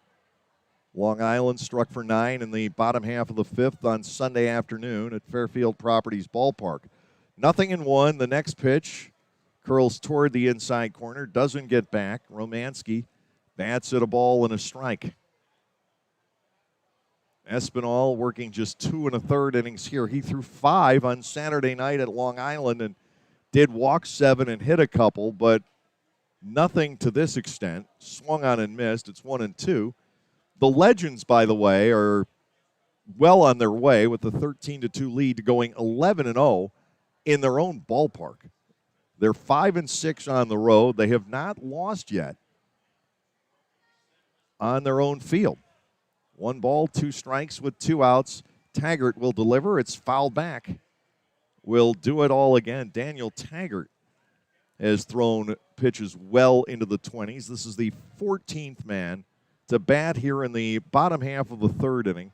Romanski was hit by a pitch earlier. It looked like a Klinsky had been. It just got insane by the time Tillman Pugh walked. High and inside. The count runs to 2 balls and 2 strikes on Romanski.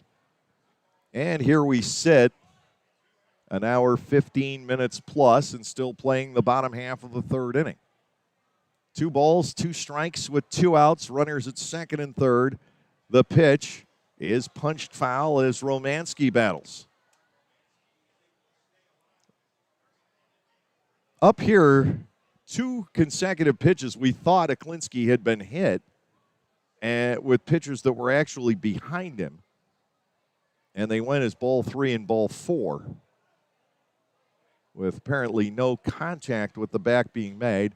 High fly ball lobbed out the center. Here is De Asa with the play, finally bringing this painful 3rd inning to an end. But 9-run score in the frame on 3, 4, 6, 7, 8 hits. No errors in the inning, and 2 runners were left on base. We're going to go to the top half of the 4th tonight here in Lexington with the score, the Lexington Legends 13 and the Lancaster Barnstormers 2.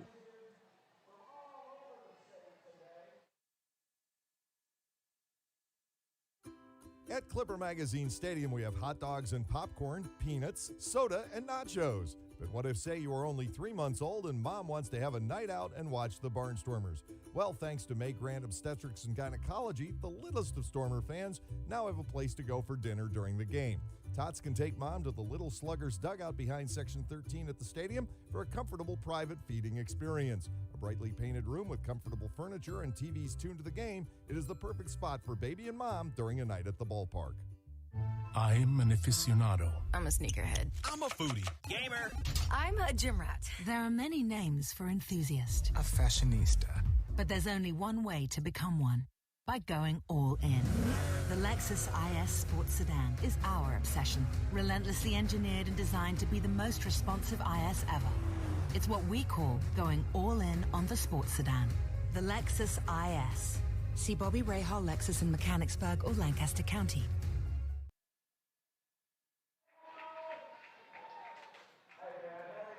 They're mini Kentucky Derby again. It's like having the sausage races or the president races. Here it's horses with people in the inflatable horse dashing up the first base line. You're in Kentucky. Of course you're going to have a horse race. Of course, at Clipper Magazine Stadium for several years, we had the pork races. Those were always a lot of fun. The pork chop, the ham steak, and the sausage. Which one was it that never won? I think it was the ham steak, right? That didn't win. Here's Alejandro De Asa. Leading off the 4th inning, he grounded out back in the 1st. De Asa takes a strike from Beggs. It is 0-1, 13-2 Lexington. With play in the top of the 4th inning, De Asa with a swing and a miss. It's 0-2. And this is such a psychological test for the 9 guys in the batting order. Now 8 because Dugan is out. He gets just 1 chance to bat here tonight. Fouled away by De Asa to just retain focus and try to put together some good at-bats. Because that is the time you could impress somebody who might be looking, and you never know when somebody's looking. 0-2. De Asa, ground ball first base, handled by Pacheco. He'll take it himself, 3 unassisted. With 1 gone, the pitcher's spot is due, and we're about to see Mr. Taggart.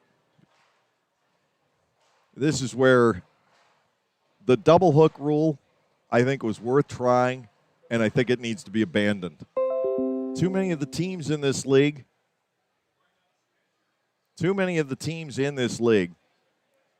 are in this situation where they have trouble getting a starter through 5 innings, whether he's effective or not. Ball 1 to Taggart, 1-0. you lose your chance to come back. It's lending itself to more one-sided games than not, swing and a miss. It is 1 ball and 1 strike.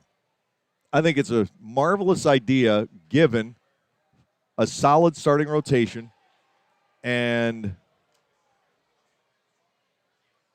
a 25 to 27 man healthy roster. At the major league level, you could do it because there's a well to draw from. Taggart goes down swinging. That is a total of 4 strikeouts now for Beggs with 2 outs. Blake Allemond will step in. Allemond flied out to center field his first time up. But with these pitching staffs, and it's not just the Barnstormers, it's the league in tatters, it's really tough to do. Nightly, we're seeing starters out 3, 4, 5 innings into the ball game. It was meant to keep starters in for 6 or 7. Down low to Blake Allemond for a 1 ball and 1 strike count. I don't know that it was ever intended to have this many relief pitchers bat. A check swing, Allemond held in time. He gets ahead in the count at 2 balls and a strike. But it has been an unfortunate side effect of taking the whole thing and putting it together. Allemond drives the ball deep to right center field. Way back it goes, and that ball hits off the top of the wall, caroming back to the center fielder Sturgeon. Allemond will park at second with a 2-out double. He did not miss a home run by much. Out in right center field, the Blake Allemond power show continues. 2 outs and a runner at second base for Anderson De La Rosa, a strikeout victim back in the second inning. The Barnstormers get the runner into scoring position in this 13-2 ball game. Will tomorrow night be the night the spell breaks? Lancaster gave up 10 runs or more 6 games in a row on the opening homestand, and this will be the 4th straight game at the tail end of this long road trip. Breaking ball outside and low, 1-0 to De La Rosa. The only time that it's really stopped was the 3 games against the Southern Maryland Blue Crabs. The Barnstormers gave up just 6 runs in that 3-game weekend series at Waldorf. Breaking ball is outside and low, and the count is in De La Rosa's favor. 2 balls and no strikes. But there's got to be a key. There's got to be a ticket somewhere.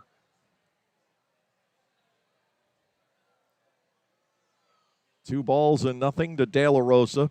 The pitch bends outside and low for a 3-0 count. This lineup is still a lot of fun to watch. A lot of hitting, a lot of power on this ball club, a lot of base stealing ability. So when the Barnstormers are at the plate, this team is very entertaining. And defensively, they're not terrific, but they make the plays they need to make by and large. Strike at the knees, it's 3-1. We haven't seen the spectacular catches that we've seen out of some people in years gone by.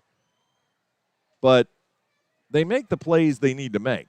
Here's a 3-1 pitch. De La Rosa sends that to center field. Sturgeon coming on for the catch and the final out. No runs on a hit, no errors, 1 man left on base. We'll go to the bottom half of the 4th. 13-2 is our score.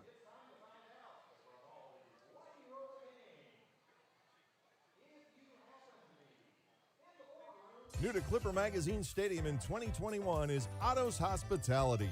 Otto's is totally committed to the fan experience, from quality to convenience to safety. And they are committed to Lancaster, using local food purveyors whenever possible. New menu items like homemade Brauhaus pretzels, Black Angus burgers, and Otto's meatballs are sure to make any Barnstormers game even more fun. Use self-ordering kiosks or your phone instead of waiting in the lines. That's Otto's Hospitality.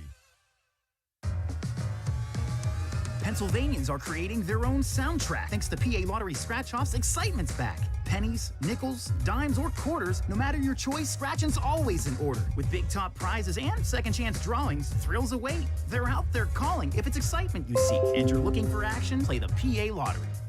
And keep on scratching. Must be 18 or older. Please play responsibly. Benefits older Pennsylvanians every day.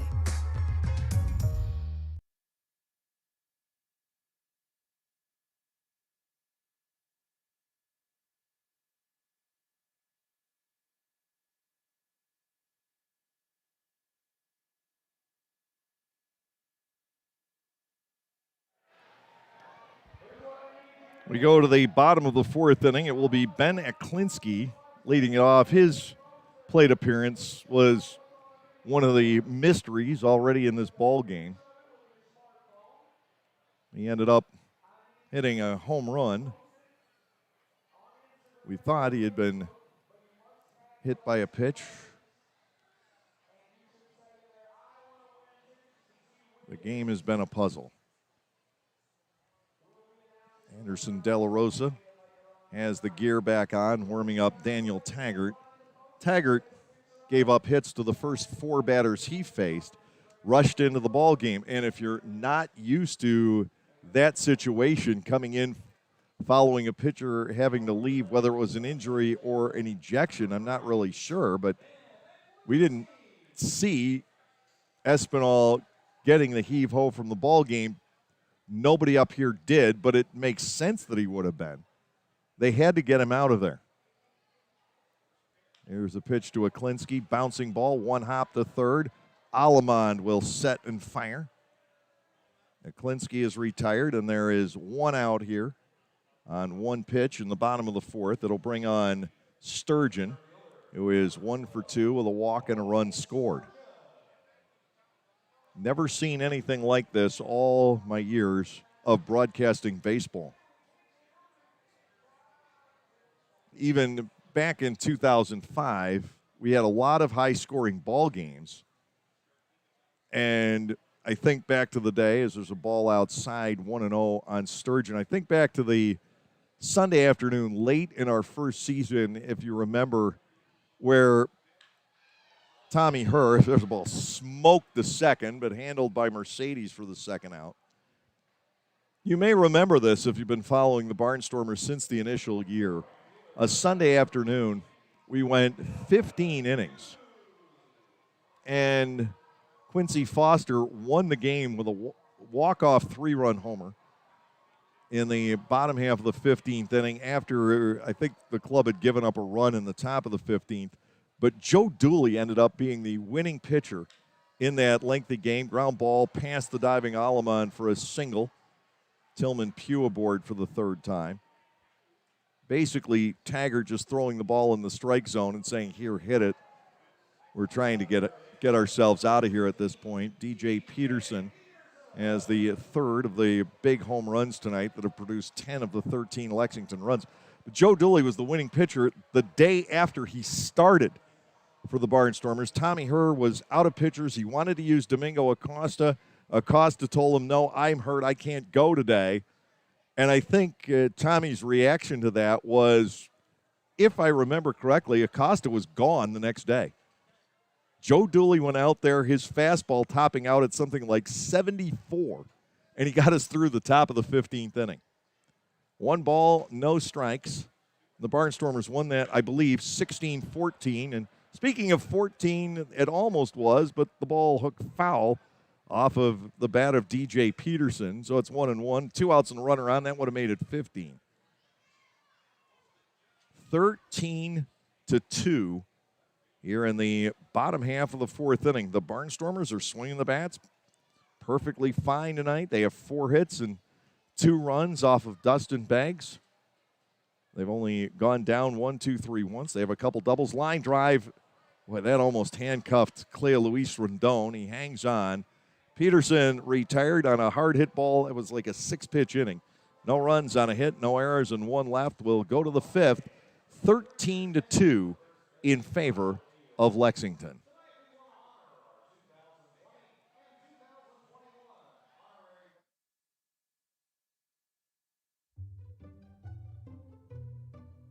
Bummer. The Barnstormers are on the road and you're looking for something to do.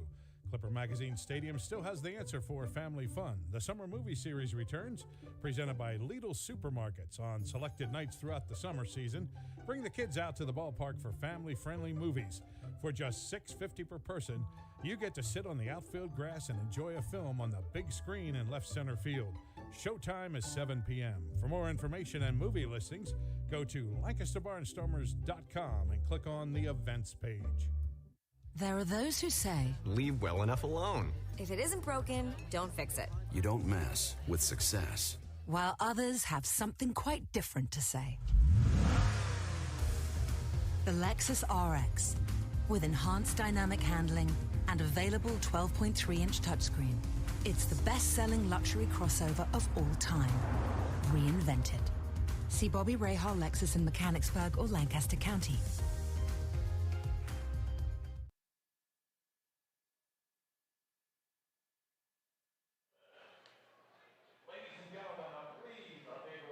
Clea Luis Rendon, Caleb Gindel, and Melvin Mercedes will step in the top half of the fifth inning, the series finale for the Barnstormers here in Lexington. It's been a tough stretch travel-wise for this ball club.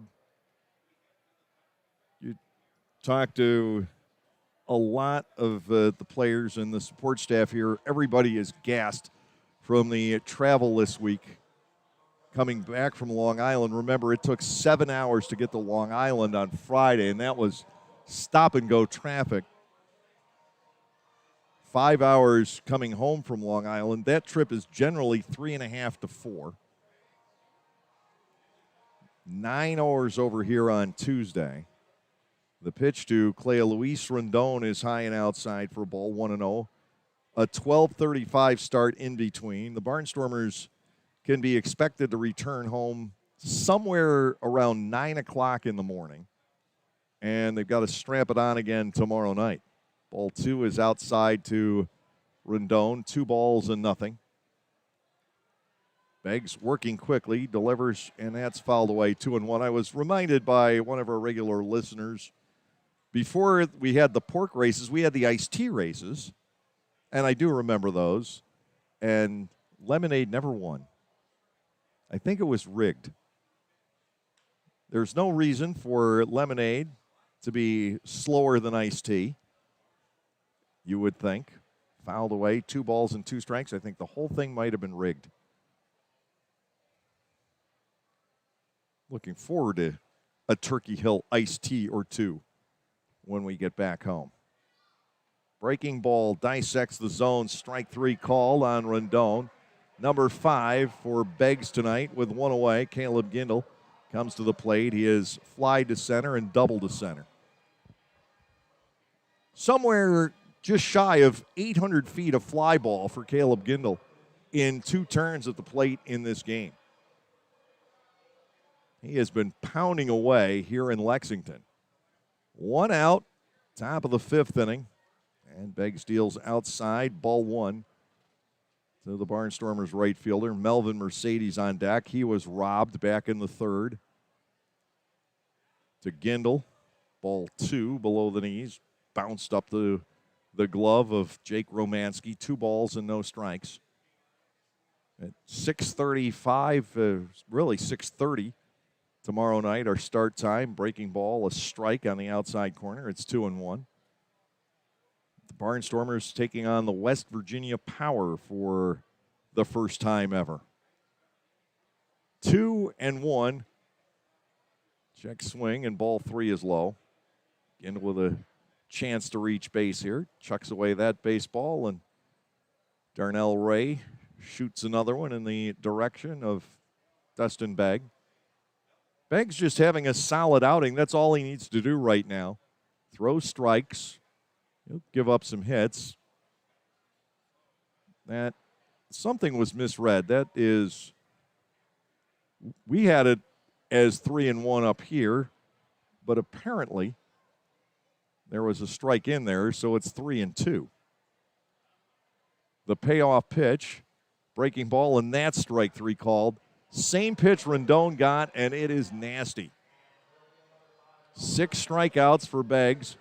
And with 2 gone, Melvin Mercedes steps in. He has walked and driven in a run with a ground ball on which Jordan Pacheco made a heck of a play down the first baseline. One of the best plays we've seen from an infield defender this year. And Courtney Hawkins followed that up with a diving catch in left against Galen. That took the starch out of the Barnstormers offense. First pitch is low to Melvin. Ball 1, no strikes. 10 hits for Lexington. The Barnstormers with 4. Neither side has committed an error. Ball 2, bouncing all the way to the padding. 2 balls, no strikes. The count on Mercedes. Tomorrow night at 6:30 with the Boy Scout sleepover. Friday night. And then Saturday, we have fireworks after the game. Sunday, a family fun day. Outside, it is 3-0 on Melvin Mercedes trying to reach base. Blake Galen's on deck. Galen has had a good night swinging away. To Mercedes, he'll get yet another walk. Second walk he has drawn. That's both that Beggs is allowed. Blake Galen stepping in, a single into right field that was scalded through the hole. And a sacrifice fly to left that looked as if it were going to be a base hit. Instead, Hawkins came racing in and made the diving catch coming forward. 2 outs with a runner aboard. Here is the delivery to Galen. That is inside a ball, 1-0. Lexington with the 13-2 lead here tonight. Taggart is in charge of getting the club through the middle innings.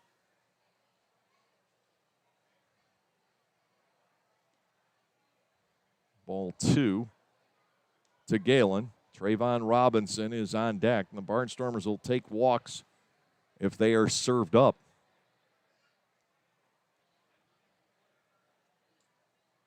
Infield back with 2 outs. Galen with a sharp ground ball again, pulled foul up the first baseline. He's in a bit of the Casey Hobson rut that we saw KC get into last year, where a lot of what he hit hard, he pulled foul. Even on Coffee, if you think back to about 2008, had a tendency to do that quite a bit. And there's another. In and out of the possession of Jared Lakin, still coaching first base. Galen batting at 2 balls and 2 strikes. The question is, does Beggs come back with that big curveball? He struck out Rendon looking. He struck out Gindel looking. Couldn't find the strike zone at all to Melvin Mercedes. 2 balls, 2 strikes. The count to Galen and the pitch. Swung on and hit high to right field. Hit far to right field. Way back it goes. And the walls will not contain it. Blake Galen with his 2nd home run of the season. It is number 101 as a Barnstormer, and he has made it 13-4. Galen has seemed to solve Beggs. You'd have to dig deep through the 2019 season to see if Galen and Beggs faced each other in the PCL. They may very well have. They were in the same division, or at least the same side of the league, but I think Oklahoma City and New Orleans were in the same division. Ground ball to the shortstop who was playing up the middle. Baldequin fires on to get Trayvon Robinson. Blake Galen makes the Barnstormers feel a little bit better about things, though, with a 2-run home run. He now has knocked in 20 for the year with that shot. 2 runs on 1 hit, no errors, nobody left on base. We're in the middle of the 5th. It is Lexington 13 and the Barnstormers 4.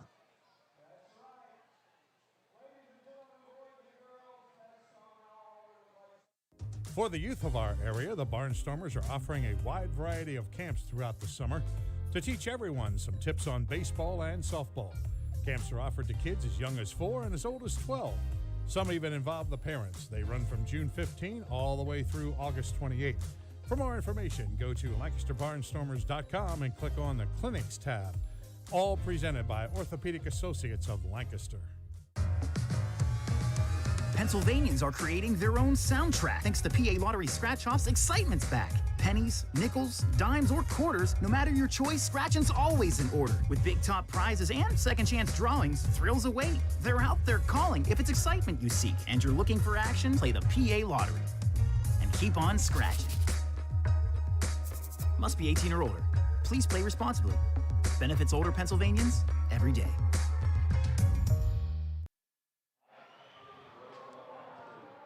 Daniel Taggart picked up this game when Yoel Espinal left following a bench-clearing incident in the third inning. Again, he may have been ejected. Nobody up here saw that motion, but I think after the discussions, the umpires may have simply decided it would be better to have Espinal leave tonight, and it may be in their report. I would actually hope that it would be in their report, that they just figured for perhaps safety's sake that Espinal leave the ball game, unless they construed there was some intent maybe later on that inning as Espinal got frustrated. It'd be interesting if that was in fact an ejection. You have to think it was, but I think just after discussion, not in the heat of battle. Breaking ball from Taggart is low to Hawkins. 1 ball and no strikes. Hawkins tonight has a grand slam, a walk, and a single. He has scored 3 runs and knocked in 4. Ball 2 missing. It is 2-0. I think you just have to have looked at that perhaps as a safety incident, and you'd like to think that the umpires maybe interpret it that way. Fly ball down the first base side. Long way back for Galen. The Mercedes coming over, and simply a foul ball here. Galen racing back. Mercedes coming over, and the ball was caught. Hawkins fouls out down the first baseline. Galen and Mercedes were both digging after that. One of them came out of there with it, and Keon Barnum will come to the plate. 13-4 here in the bottom of the 5th inning. But I would like to think that the umpires reading the situation just saw Espinal not intentionally throwing at somebody, just crazy wild in that third inning. And they would write it as such in the report and perhaps spare Yoel any kind of fine from the Atlantic League. 2-0 now on Keon Barnum. The right-hander Taggart delivers. That is popped up foul coming out of play along the third base side. 2 balls, 1 strike the count. Taggart, once he got settled into this ball game, has done all right. He gave up hits to the first 4 batters. Breaking ball is up and in to Barnum, and it's now 3 balls and a strike. Lancaster does have some action beginning down in the bullpen. Taggart's spot is due up second in the top of the 6th. So this could be it for him. He walks Barnum, and that will bring on Jordan Pacheco. It's the first walk allowed by Danny. He gave up hits to the first 4 batters. Allowed a ground ball single in the 4th inning and now a walk. But right now, it is a question of soaking up innings. The pitch stays high, ball 1 to Pacheco. And Taggart, who has not made any kind of a start recently, he has not pitched since the series at York, his last start back on June the 16th. And he looks like he's fading a little bit here in the 5th inning. Fouled off to the right. It is 1-1. Much warmer than it has been the last 2 nights. It was Galen, by the way, who made that catch on Hawkins. Blake over the shoulder catch, racing down the line. Strike. That is good. 1 ball and 2 strikes on Jordan Pacheco. He has a pair of base hits tonight as well as a pop-up to third. 2 out of 3 with a run scored. The runner at first base, Barnum. There's a ground ball past the diving Alamon for a base hit. 6 hits now off of Taggart, 11 total. 1 ball and 2 strikes had been the count. Taggart gave him a pitch to hit, and he was able to yank it through the hole into left field. That has happened on several occasions in this series. Roberto Baldequin, the shortstop, now coming in. Baldequin has knocked in 2 more runs tonight, 8 in the last 2 games. 13-4 our score. The Barnstormers have allowed now 41 runs here in Lexington. Grounded up the middle. There's Mercedes. Rondon one. Back to first, and a nifty double play turned by the Barnstormers infield. Perhaps a little bit of compassion on the part of Marvin King, the first base umpire, but that was a beauty. 4-6-3, started very nicely by Melvin Mercedes, the quick flip to Rondon, and it all ends the inning. No runs, 1 hit, no errors, and a man left. At the end of 5 tonight in Lexington, the Legends continue to lead by the score of 13-4. The Lexus NX is crafted to take on the modern adventure called life. Alexa, what's the quickest route home? With Amazon Alexa compatibility and the advanced Lexus safety system, the Lexus NX is modern utility for the modern world. Because modern obstacles require modern solutions. See Bobby Rahal Lexus in Mechanicsburg or Lancaster County. Amazon Alexa and all related logos are trademarks of Amazon.com Inc. or its affiliates. Not all Amazon Alexa functionality is available for in-vehicle use. Localflavor.com, local flavor. Localflavor.com, local flavor. Excuse me, are you saying localflavor.com? Oh, yeah, it's where I save big bucks on all kinds of things. Home improvement projects, dining out, family fun, electronics, jewelry, clothing. I even bought my wife a fancy spa package for half price. Half price? Yep, you know all the deals you find in Clipper Magazine. I love Clipper Magazine. Well, they're all on localflavor.com too. And you can get them right on your phone thanks to localflavor.com's mobile app. Here, take a look. Well, this app is amazing. Look at all these restaurants, amusement parks, car washes, fitness centers. This is worth sharing about. Exactly. Localflavor.com online, the Local Flavor mobile app, and Clipper Magazine together. It's like a triple play. Do the cheer again. I'm in. Localflavor.com, local flavor. Come on, everybody! Localflavor.com, local flavor. Localflavor.com, local flavor. Alejandro De Asa steps in to lead off the 6th. Alejandro tonight is 0 for 2. He's grounded out to the right side both times. 13-4, our score here in Lexington. The Barnstormers offensively, they've not had a bad series. 17 runs on 21 hits here. A ball is outside, 1-0. Lancaster has certainly displayed some power in this series. Gindel, Alamond, Galen. That's a strike to the outside corner on De Asa. We go to a ball and a strike. Jared Lakend belatedly arriving in the first base coaching box. 1-1 to De Asa. The pitcher spot is due next. It got the inside corner. De Asa didn't think so. 1-2. Again, the strike zone is set 7.5 inches back from the front of the plate. From the top of the knee to the bottom of the sternum is where it's set based on a guy's height. It's not adjusted for whether a person's long-legged or not. 2-2 pitch. De Asa drives a foul off to the left and out of play. And they're giving about a half a baseball width off of both corners. The intent is to have more balls put into play. I'm not sure that they quite saw the offensive explosion that we've experienced past everything. De Asa batting at 3-2.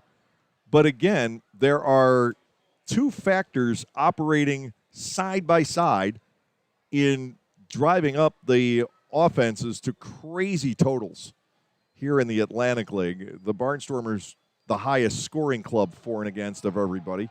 Swung on and missed. De Asa goes down. Beggs is now fan 7.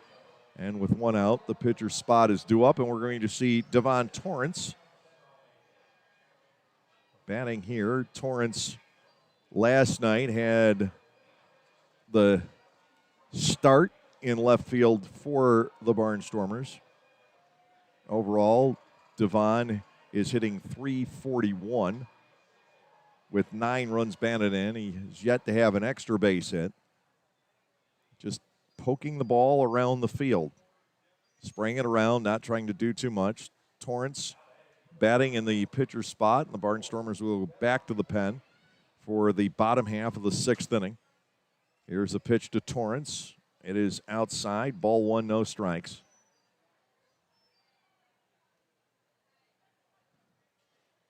Devon really looking forward to being back home, and he's very optimistic.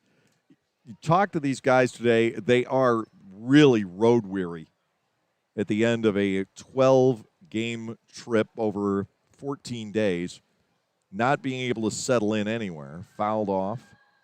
2 balls, 1 strike, the count to Devon Torrance. But Torrance, I talked to Garrett Grannis today, they're really optimistic about this team being able to get turned around once they finally get to settle in someplace. We basically been the Road Warriors. 3-1. 3 balls and a strike to Devon Torrance. Blake Alleman waits on deck. Torrance goes after the 3-1 offering. Beggs at this stage with a 9-run lead just doesn't want to walk anybody. He paid the price for doing so last inning. He put Mercedes on with 2 outs, and Galen walloped one out of here. 3-2. Now to Torrance. Here's the motion and the pitch. There's the breaking ball. This time it's grounded to third, directly at the third baseman, Peterson, who cuts down Torrance, but not by as much as he thought he was going to. Devon Torrance is not as fast as Darian Sanford, but he's pretty close. You know, somebody who had serious looks from 3 different NFL teams as a cornerback can run. And he still can, even though he's 32 years of age. 2 outs. Blake Alleman stands in, and the pitch to Blake is tagged to dead center. Sturgeon going back with this one, still going, is up against the wall. It's the 2nd time tonight he's caught one out there. A very similar play to the one he made against Caleb Gindel back to start the ball game. Nothing across in the top of the 6th inning. The good news is the Barnstormers are still getting some licks in here. The bad news is we go to the bottom of the 6th with the score Lexington 13 and Lancaster 4. You can enjoy a night at the ballpark and help out the United Way of Lancaster County. All you have to do is spend 3 hours as an usher during a Barnstormers home game, and the ball club will donate $20 in your name to the United Way program of your choice. Be a friendly face, have fun, and raise money for your favorite local charity. To sign up, go to the LancasterBarnstormers.com website and head to the community link, and we'll see you at the ballpark. When everyone has a different craving, Wegmans Meals to Go has it all. All right now, all in one delivery. Pizza with the kids' favorite toppings. A delicious sub made the way you love. Fresh sushi for the whole group, and so much more. It's how busy people get busy eating the meals they love. Order on the Meals to Go app or at mealstogo.com to make everyone happy. Wegmans Meals to Go. All your favorite meals, all in one delivery.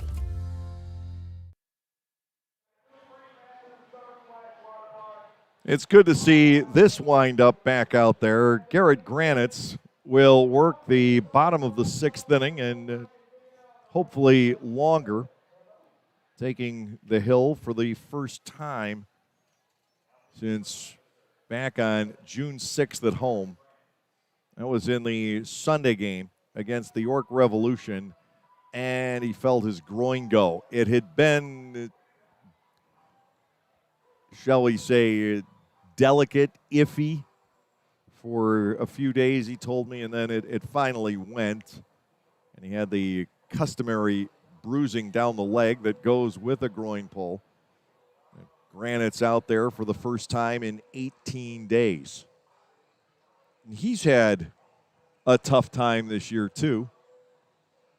Granite's in 5 2/3 innings, has allowed 8 hits, 5 runs, 4 earned. He has walked 7. And he has struck out 7. He is facing the catcher, Jake Romansky, who has walked, been hit by a pitch, and flied to center 0 for 1. in the ball game tonight. 13-4 our score, bottom half of the sixth inning, and Granite's just trying to get through the bottom of inning 6, and as I said, probably longer, with as little fanfare as possible. Garrett ready to go. His first pitch is low for a ball, 1-0 from the native of America's Dairyland. He is from Sun Prairie, Wisconsin, and the suburbs of Madison. Ball 1, no strikes. He's able to twirl the pitch into the zone. It is 1-1. Granite's has had his own difficulties with locating the strike zone this year because he's a guy who darts the ball around and cuts it around the knees with that Frisbee slider. And if it doesn't get 7.5 inches from the front of the plate in the zone, it's called a ball. He is there for a second strike, 1-2 on Romanski. Outfield for the Barnstormers is straight away. Lancaster, despite the difficulties on the pitching side tonight, they've had some great moments in the field. Swing and just a little foul ball as Romanski stays alive. De La Rosa couldn't squeeze it. And Granites will have to face Romanski for at least one more. The Barnstormers have made some plays in the field. How about that double play that closed out the fifth inning? Melvin Mercedes, so much fun to watch at second. That was a great double play, great relay by Rondon. Popped up, foul ground, first base side, and into the seats. Romanski able to hang in there against Garrett Granites as we start off this bottom half of the sixth inning. West Virginia, we are told, is extremely low on pitching also. Typing in their roster today, what they had sent me, they had just 11 active pitchers. And they are going to be looking at some people. And the manager, Mark Minikazi, who has played in the Atlantic League, actually said, I've got some guys coming in, Ross. We'll look at them together and see if we can find somebody that can help us. 2 balls, 2 strikes, ground ball, first base side. Right there is Galen. He shows he has it in the glove, waving off Granites. 1 out here in the bottom of the sixth inning. Ben Eklinski, the second baseman, will come to the plate. Garrett Granites, the man who is loved by the Barnstormers marketing department because he's always ready, willing, and able to catch the first pitch. Well, he's always ready and willing. At the end of that last homestand, I'm not sure he was able. Swing and a miss by Eklinski, the number 9 hitter, the second baseman for Lexington. It is 0-1. Granites has such an unusual approach. You just don't see it very often, especially these days. There's the hesitation move. You don't know when it's coming. Ball is inside 1-1. Again, he learned that by watching Shunsuke Watanabe videos. A current Barnstormer learning from a former Barnstormer.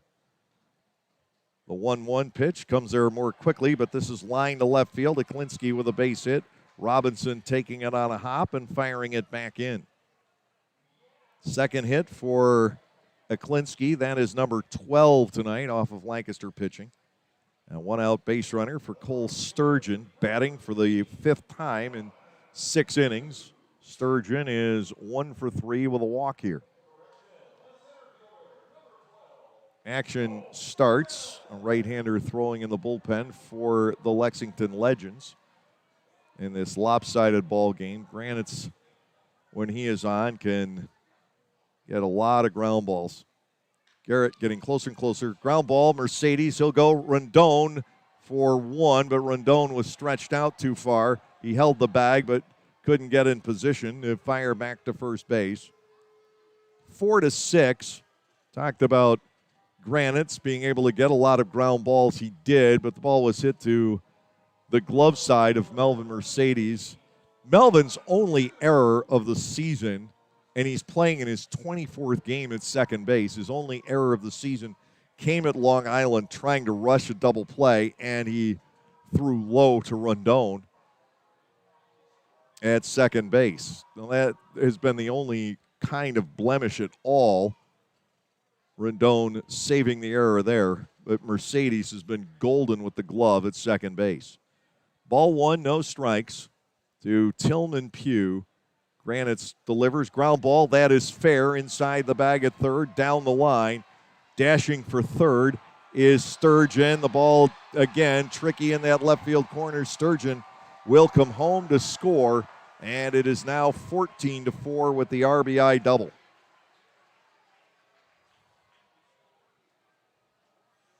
Trayvon Robinson has had a lot of trouble with ground balls hit past third down the left field line in this series. There was a 3-run double in that direction the other night, a triple last night off the bat of Aklinski. Runner at second base is Tillman Pugh, and here is DJ Peterson. He has a 3-run homer tonight. He's grounded out. Last time he drilled one basically between the eyes of Cleo Luis Rendon. Rendon flinched but made the catch. First pitch twirls outside and a ball to Peterson. It's 1-0. With a runner at first base, a ground ball just inside the bag at third. Drives in another run, the 14th for Lexington.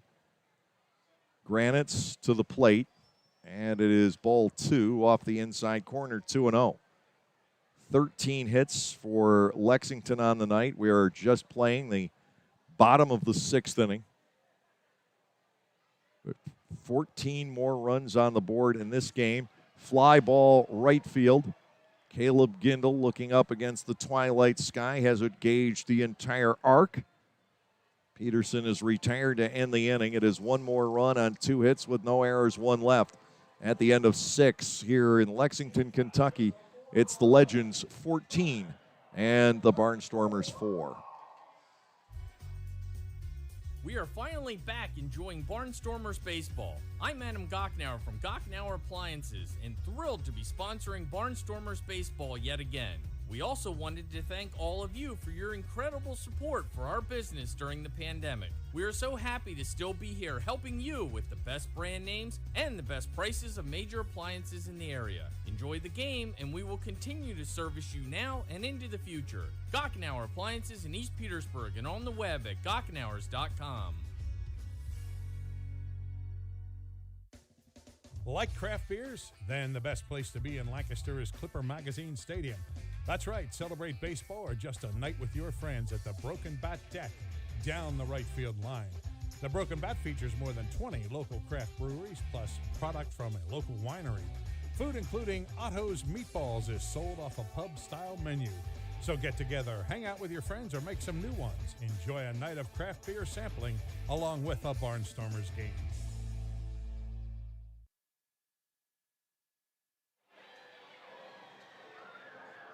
We have some changes for the Lexington Legends as we go to the top half of the 7th inning. First and foremost, they have made a change out on the hill, going to right-hander Josh Raven, who stands 6'4" and goes 215 pounds. It's not the only change that the Legends have made, but it will be Raven picking up the 7th inning. The starter Beggs gave up 5 hits and 4 runs in 6 innings. He walked a couple and struck out 7 along the way tonight. 1 walk created some issues in the first inning. The other one did score in the 5th. Raven is on the hill. We'll see if we can sort out the other changes that have taken place here as we go along. Darlin De La Rosa is the other change. He has gone out to left field. Courtney Hawkins will get a rest. High Point will open a series here tomorrow night. The Rockers pulled into town in the middle of the night. They checked in to the hotel. It's so unusual to have 2 teams in the same hotel at the same time. But we had that situation, got up this morning and ran into Billy Horn, the bench coach of the Rockers, in the lobby of the hotel. He told me they were thinking about the club making a trip out to the game tonight. I have not seen them. They weren't around when I came upstairs before the game. 14-4, and Raven will go to work on De La Rosa and throw a strike. It is 0-1. Anderson De La Rosa tonight is struck out and flied to center. The right-hander Raven, which is R-A-V-I-N, by the way, delivers a breaking ball for a second strike. It's 0-2, and he's doing exactly what you should do with the big lead. Raven in his fourth game, he has not been scored upon. 1 hit, 1 walk, and 4 strikeouts in 3 innings. To De La Rosa, 0-2, breaking ball. That is cut on and missed. De La Rosa has gone on strikes on just 3 pitches, 1 away, and Cleo Luis Rondon will step into the batter's box. Rondon is 1 for 2.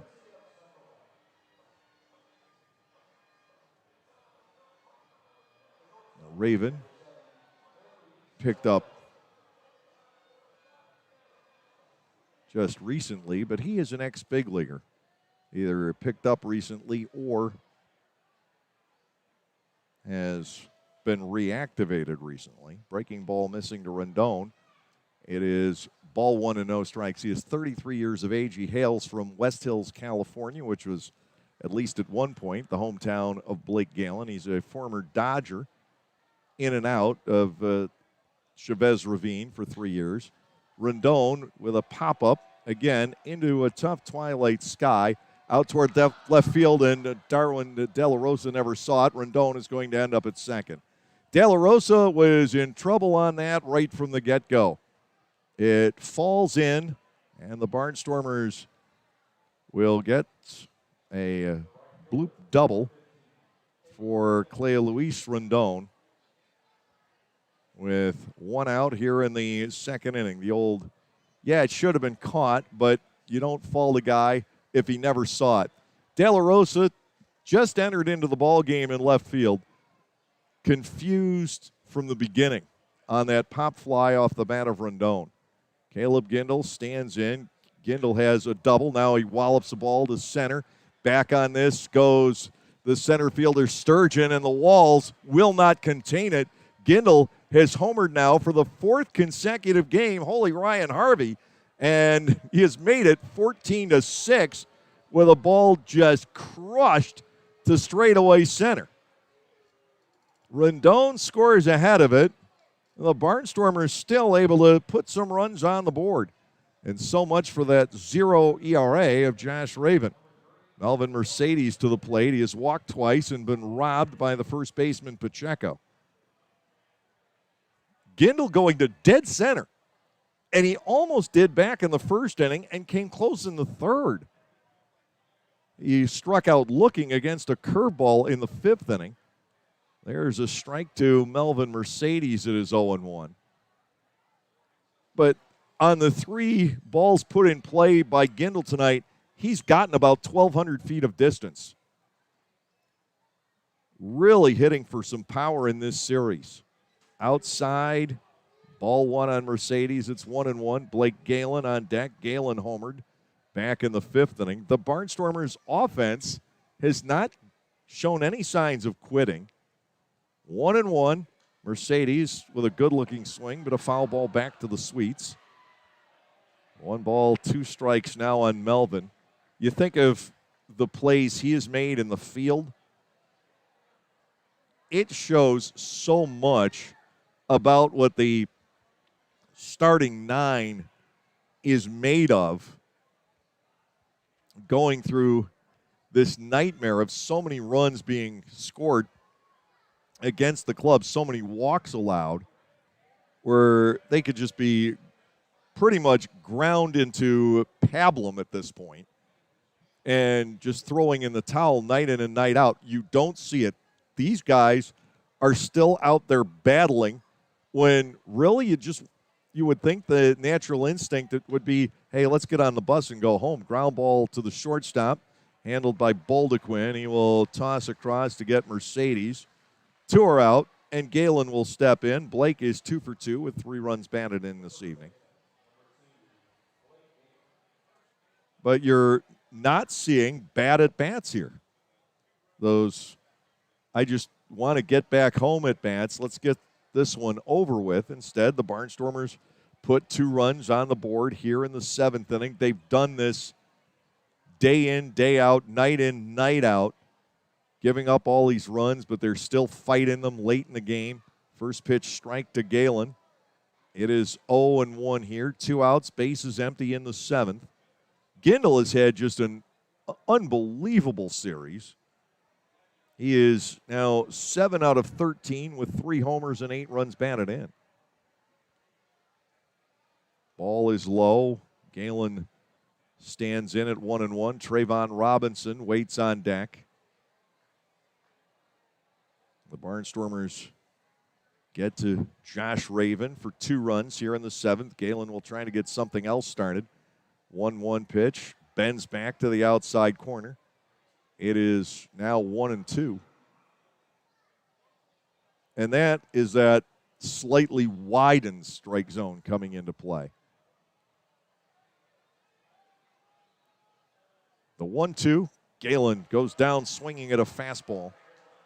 Second strikeout for Raven, but the Barnstormers get a 2-run home run from Caleb Gindel following the accidental bloop double off the bat of Clay Luis Rondon. 2 runs, 2 hits, no errors, nobody left. Time for the 7th inning stretch tonight at Lexington Legends Ballpark with the score. The Legends 14 and the Barnstormers 6.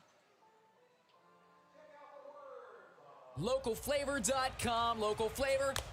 Localflavor.com, local flavor. Excuse me. Are you saying localflavor.com? Oh, yeah, it's where I save big bucks on all kinds of things. Home improvement projects, dining out, family fun, electronics, jewelry, clothing. I even bought my wife a fancy spa package for half price. Half price? Yep, you know all the deals you find in Clipper Magazine. I love Clipper Magazine. Well, they're all on localflavor.com too. And you can get them right on your phone thanks to localflavor.com's mobile app. Here, take a look. Well, this app is amazing. Look at all these restaurants, amusement parks, car washes, fitness centers. This is worth sharing about. Exactly. Localflavor.com online, the Local Flavor mobile app, and Clipper Magazine together. It's like a triple play. Do the cheer again. I'm in. Localflavor.com, local flavor. Come on, everybody! Localflavor.com, local flavor. Localflavor.com, local flavor.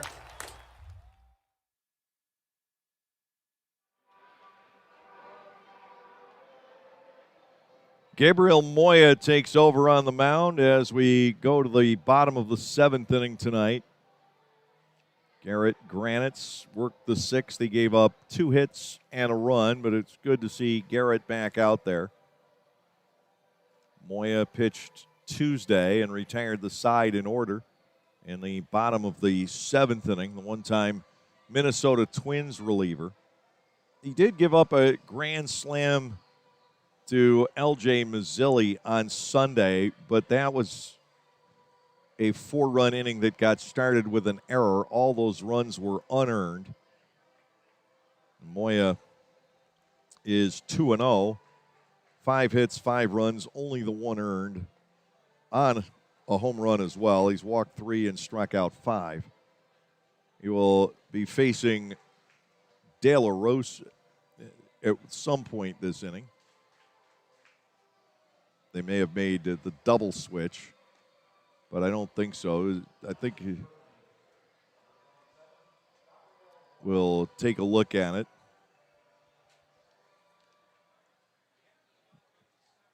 But it is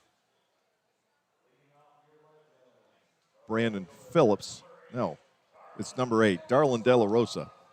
Why did I see number 4? Darlin De La Rosa leading off against Moya. This is what I expected here in the 7th inning. And then you've got the pitcher spot due next, and we'll see Sam Claycamp. He is out there to pinch hit. 14-6 our score. Here is the motion, the pitch, a swing and a miss. De La Rosa is down a strike. It is 0-1. Moya, the 4th pitcher used by the Barnstormers tonight. The bullpen has been respectable in this game when you consider how potent this Lexington offense is. The bullpen has given up 3 runs in 3 2/3 innings. Doesn't sound great, but Taggart gave up most of that while he was still getting tuned up. Swing and a miss, it's 0-2. He gave up hits to the first 4 batters he faced. You take that out of the picture, and the bullpen has been very solid ultimately.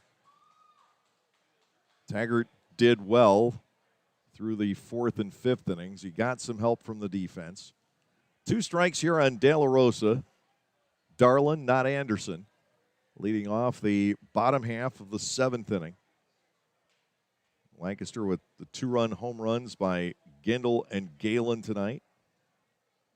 The club has swung the bat well, especially at the top of the order. 0-2. Moya ready to go. The wind and the pitch, and that remained upstairs for a ball. 1-2 on Darlin De La Rosa.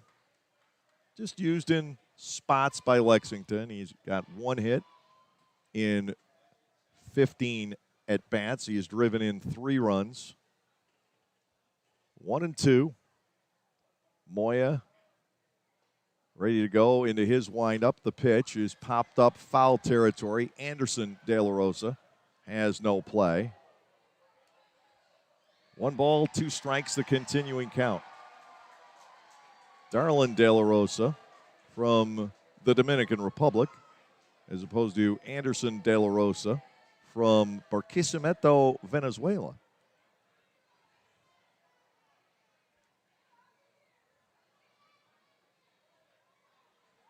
Fans of one of my other favorite sports, bowling, would know about Barquisimeto, Venezuela.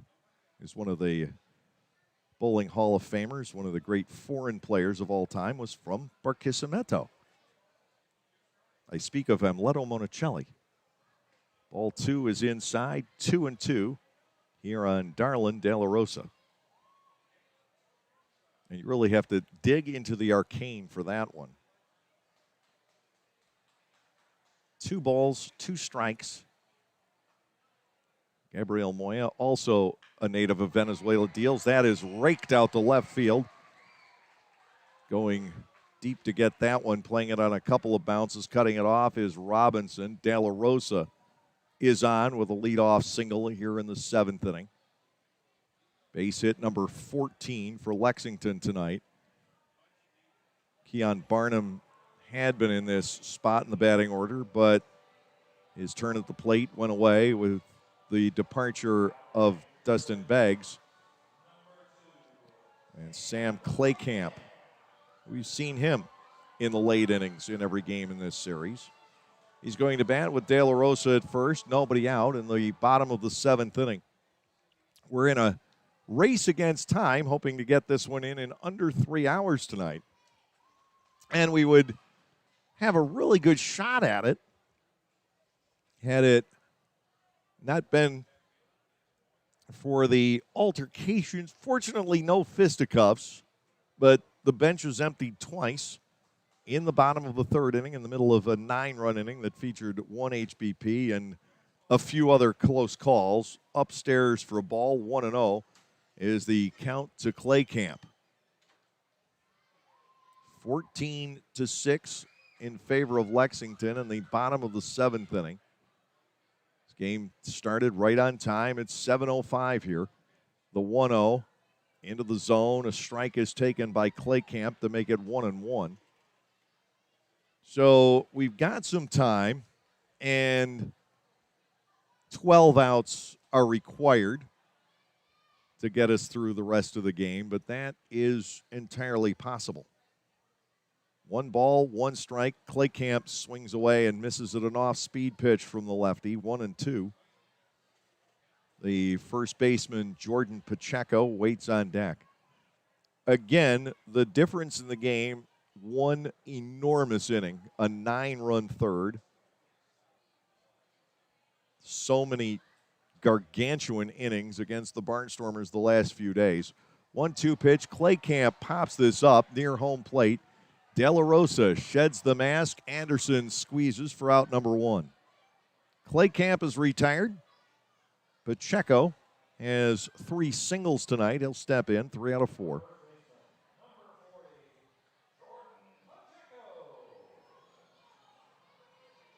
The Barnstormers have, among their 7 hits tonight, 2 home runs and 3 doubles. 2 of the doubles have been murdered, along with the 2 home runs. The other double, well, Rondon got a break when Darlin De La Rosa could not track his fly ball through the twilight sky. That same play happens now. De La Rosa, I'm sure, has an easy catch. There is that time of night when it's been a bright, sunny day. Balls can get lost in the twilight, and it happened. Ball 1 to Pacheco. It's 1-0. In the early days of the LED lights at Long Island, balls would get above those lights and they'd get lost like that too. And then they made the adjustment by putting some lights on the side that beam straight up, and it illuminated the sky above the lights because those LED lights are all very directional and they all aim down toward the field. 1 ball, 1 strike. Jordan Pacheco facing Gabriel Moya with 1 out, 1 on, bottom of the 7th inning. Inside for a second ball, it is 2-1. Robinson, Deasa, and the pitcher spot scheduled in the top of the 8th inning. You could see Moya bat there. 2 balls, 1 strike with 1 out. Infield set, double play depth. Here's the pitch, and that is torched foul down the left field side, curling out of play. 2-2 on Pacheco. Darlin De La Rosa led off the inning with a single to left, a line drive against Moya after Gabriel had gotten ahead in the count on him. De La Rosa fought to keep his turn at the plate alive and was rewarded. 2-2, Moya working to Pacheco. The pitch is hit high in the air to center field. Little trouble for Alejandro Deasa. He goes to his left and makes the catch for the 2nd out. It will bring on the shortstop, Baldequin, who is just 1 for 4 tonight, but does have 2 more runs batted in. 22 for Baldequin on the season now. The leaders coming into tonight, Carlos Castro for York with 27. He's been unbelievable for them, catching and playing first base. And then Joshua Saleh of Gastonia with 23. Baldequin had 20. Hawkins had 20. Breaking ball is good for a strike. It is 0-1. And we know now that Baldequin's up to 22, Hawkins to 24. And along the way this evening, Caleb Gindel has added 3 to jump onto the leaderboard with 20. Caleb Gindel has added a couple more. He has 20. Swing and a miss. Down in the count is Baldequin at no balls and 2 strikes.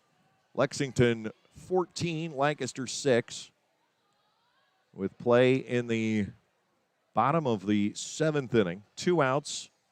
De La Rosa still the runner at first base. The defenders are back with 2 outs.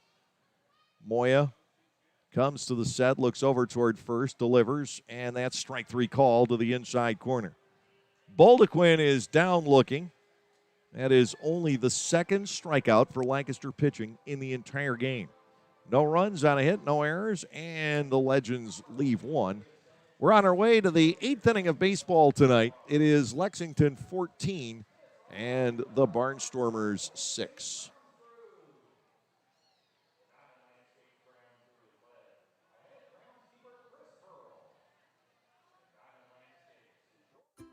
At Clipper Magazine Stadium, we have hot dogs and popcorn, peanuts, soda, and nachos. But what if, say, you are only 3 months old and mom wants to have a night out and watch the Barnstormers? Well, thanks to May Grant Obstetrics and Gynecology, the littlest of Stormer fans now have a place to go for dinner during the game.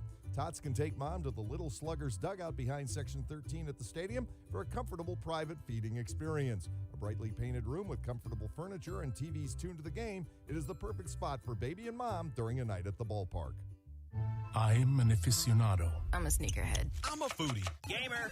I'm a gym rat. There are many names for enthusiast, A fashionista. but there's only one way to become one. By going all in. The Lexus IS Sports Sedan is our obsession. Relentlessly engineered and designed to be the most responsive IS ever. It's what we call going all in on the sports sedan. The Lexus IS. See Bobby Rahal Lexus in Mechanicsburg or Lancaster County. New arrival on the mound for Lexington as we go to the 8th inning. It is a right-hander who goes by the name of Sean Blackwell. 6'5", 195-pound, 30-year-old from Texas. Blackwell appearing for the 8th time this year. He's 2-1 with a save and a 4.5 earned run average. He's allowed only 2 hits, one of them a home run in 6 innings. He's walked 6 and struck out 4. Trayvon Robinson to start off the Lancaster half of the 8th. Robinson is 0 for 3 tonight, 2 groundouts and a strikeout. Raven struck out 2, but gave up 2 hits and 2 runs in the 7th inning.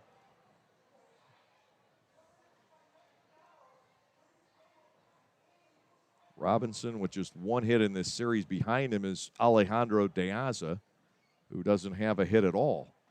Way outside to Robinson for a ball. It is 1-0. There's a right-hander warming up now in the Barnstormers bullpen.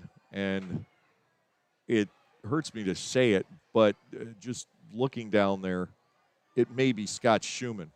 And to have to use Schumann in a game like this, almost criminal, but the Barnstormers need somebody to pick up an extra inning. And it kind of looks like his motion down in the bullpen. And he hasn't been able to get into a game in a few days. Ball 3 is outside. It's 3-0. The last appearance for Scott was Friday night at Long Island when he saved the 6-5 win over the Ducks. He walked 2 and threw a wild pitch in that game. He also struck out 2, but he just didn't look as clean as he had in his other 9 or so appearances on the year. He's thrown 10 innings. 3 balls, 1 strike to Robinson. Back comes Blackwell. Trayvon pops it up into the night. Third baseman DJ Peterson over toward the dugout, and it's just off the end of his glove. Dang, if he had only had that extra bowl of cereal 5 years ago, he might have made the catch on it. He was there in position with his belly against the railing. And the ball squirting off the end of his glove as he reached in the neighborhood of the camera well down there to Robinson. Payoff pitch, swung on and missed. Trayvon is gone on strikes. 10 strikeouts now for the Lexington pitching staff tonight. Here's Alejandro De Aza, who also is struggling in this series. De Aza is 0 for 9. Big series for Gindel more than anybody else. Rendon has had a decent series here. 1 out, bases empty. De Aza will take a breaking ball for a strike. It is 0-1. Top half of the 8th inning, there's a very good chance that we're going to play in under 3 hours for the first time. Pitch got the outside corner despite the acrobatics of the catcher Romanski handling it. No balls and 2 strikes. The count on De Aza. Romanski lunged wide and just about fell over. 0-2. De Aza takes a breaking ball in the dirt for ball 1. It is 1-2.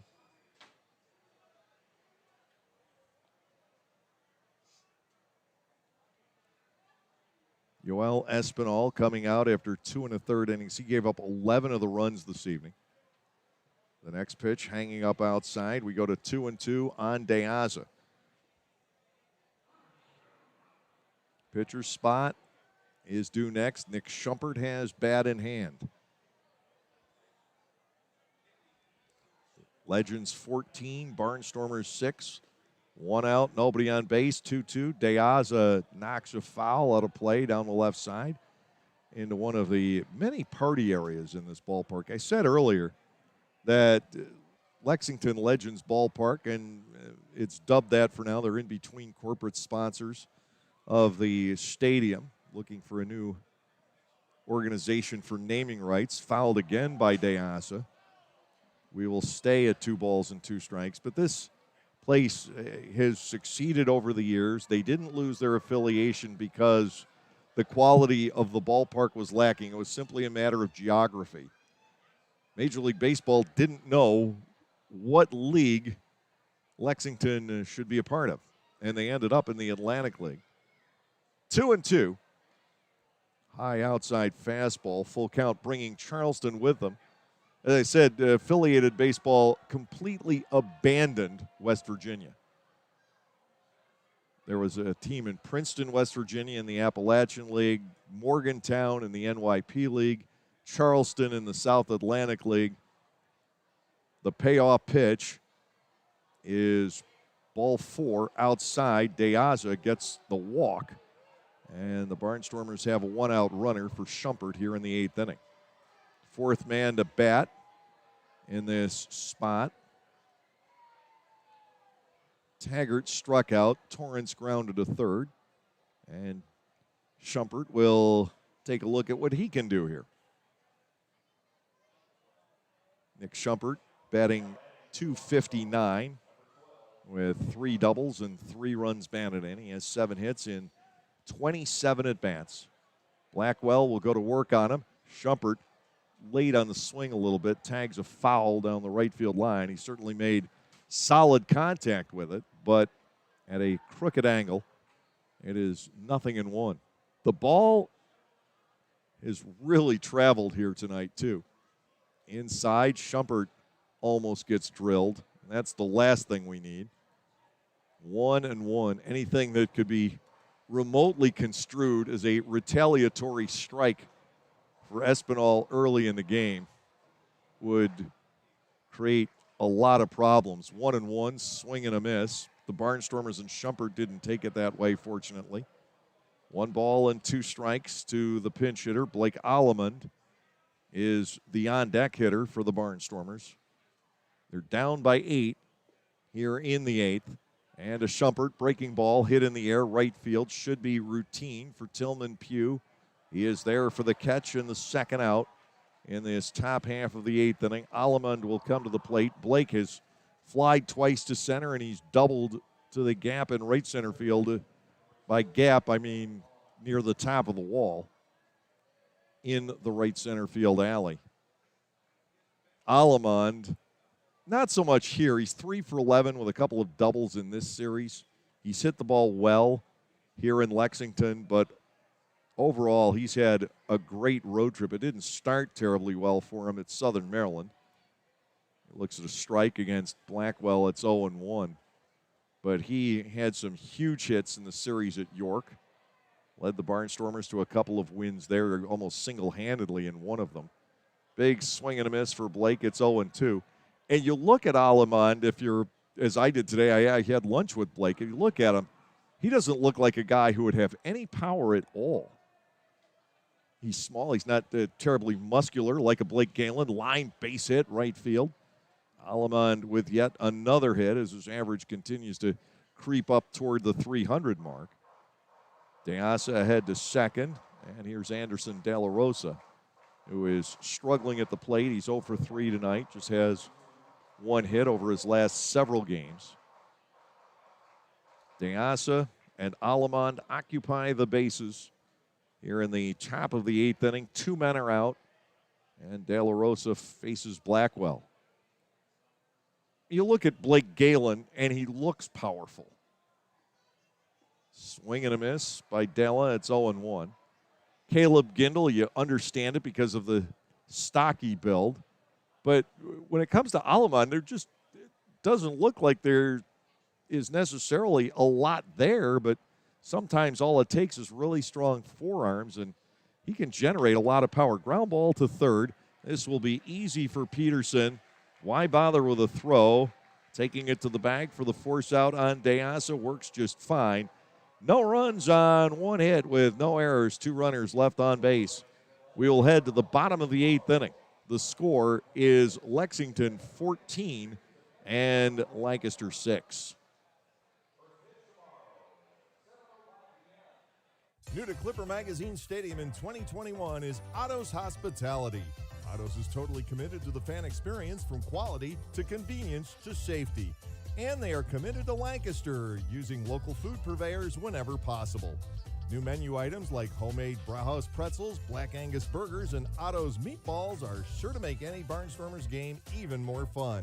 Use self-ordering kiosks or your phone instead of waiting in the lines. That's Otto's Hospitality. Pennsylvanians are creating their own soundtrack. Thanks to PA Lottery Scratch-Offs, excitement's back. Pennies, nickels, dimes, or quarters, no matter your choice, scratching's always in order. With big top prizes and second chance drawings, thrills await. They're out there calling. If it's excitement you seek and you're looking for action, play the PA Lottery. And keep on scratching. Must be 18 or older. Please play responsibly. Benefits older Pennsylvanians every day.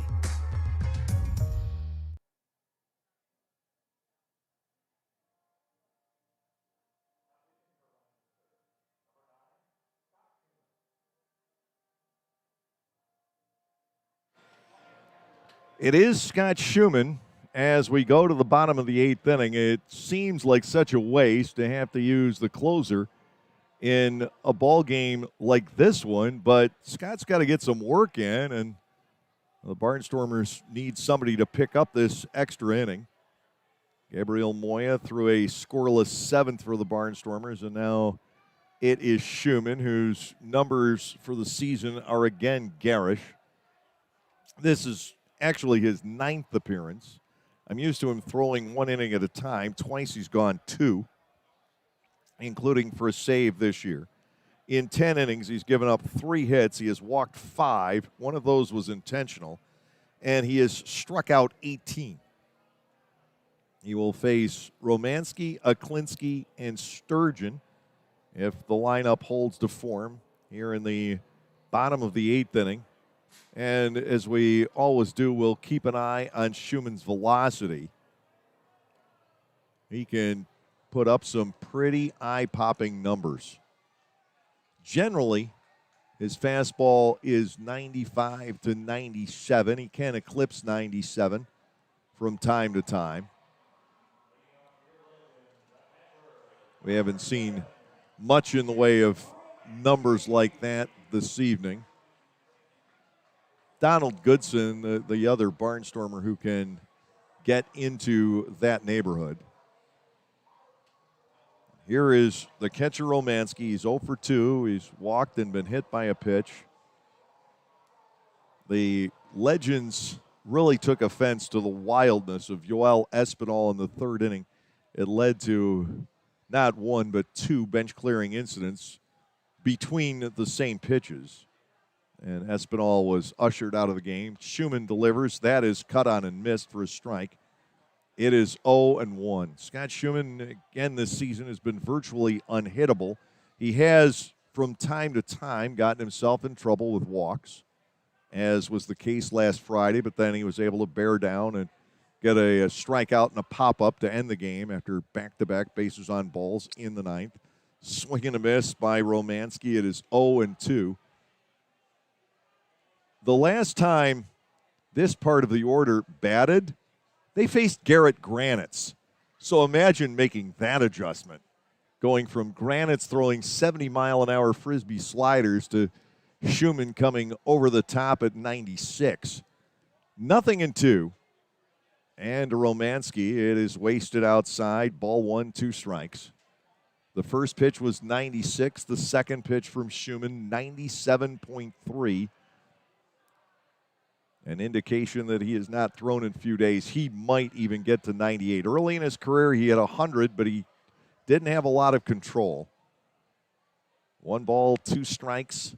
Schumann brings it home. That is swung on and missed. He went back to the fastball, and down goes Romanski for the first out here in the bottom half of the 8th inning.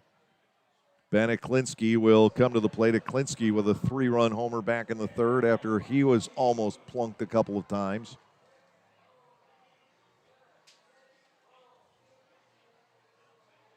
Schumann, every pitch has been at least 96. The last 3 have been over 97. 1 out, nobody on base. Swing and a miss by Aklinski. It is 0-1. And just in case you're interested, teams have been scouting Schumann also. It's amazing to me when everything is considered that Scott is still here. It's head-scratching, really, that a guy with this much ability and a guy who, for the most part, has been throwing strikes.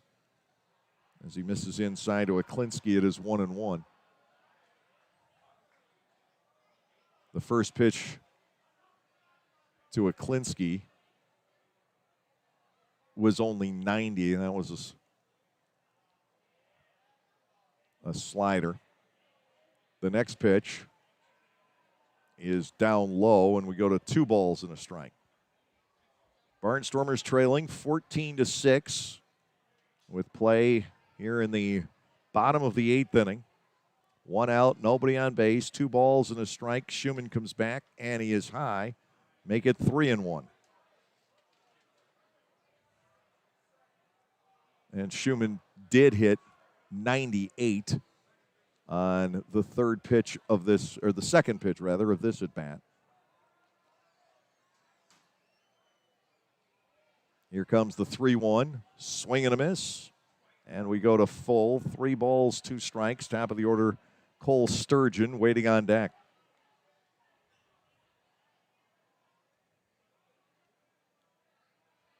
Schumann, who was in the Tampa Bay and San Francisco organizations earlier in his career, in season 6 here in the Atlantic League. Foul ball back, 3 balls, 2 strikes, the continuing count on Aklinski.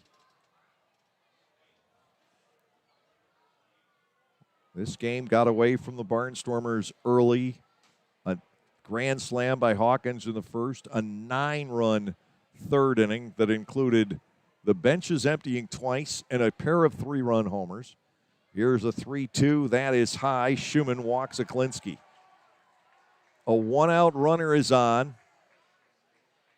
8 walks given up by Lancaster pitching tonight. Cole Sturgeon will be the hitter. Sturgeon is 1 for 4, and he scored twice in the ball game.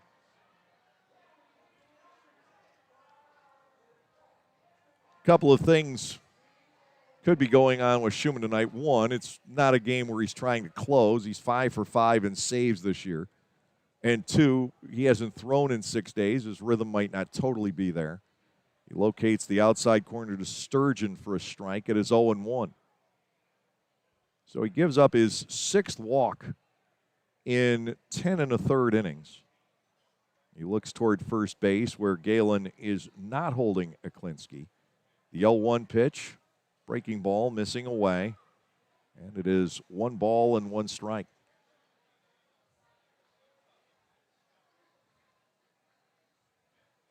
Scott Schumann, 33 years of age, product of Auburn University. Foul ball back, it's 1-2.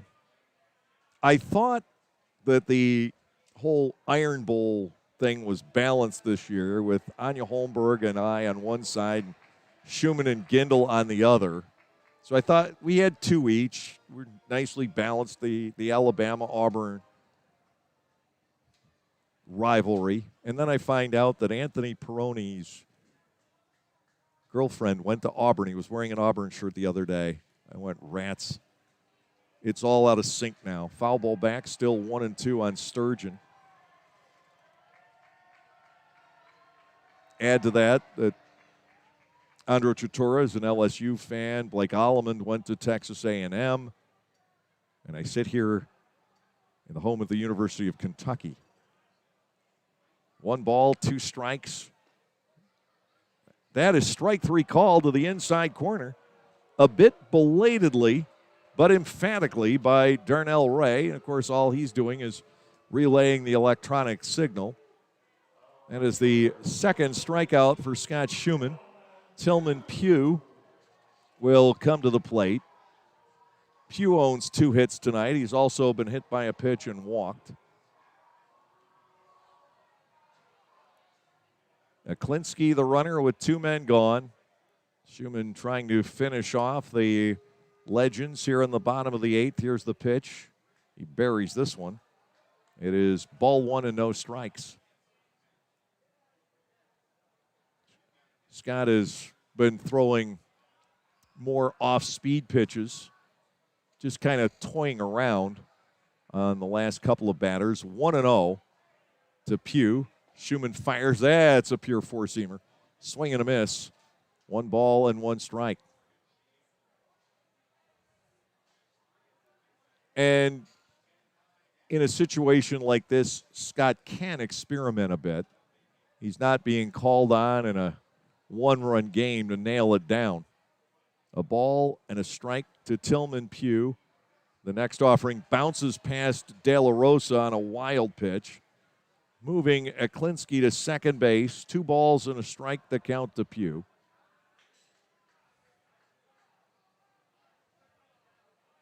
New supply of baseballs being brought into the game. And one is handed to Schumann as he and De La Rosa briefly discussed that last pitch. 2 balls, 1 strike with a runner in scoring position. A base hit here, and Schumann's 0 ERA for the season could be ruined. 2 balls, 1 strike to Tillman Pugh.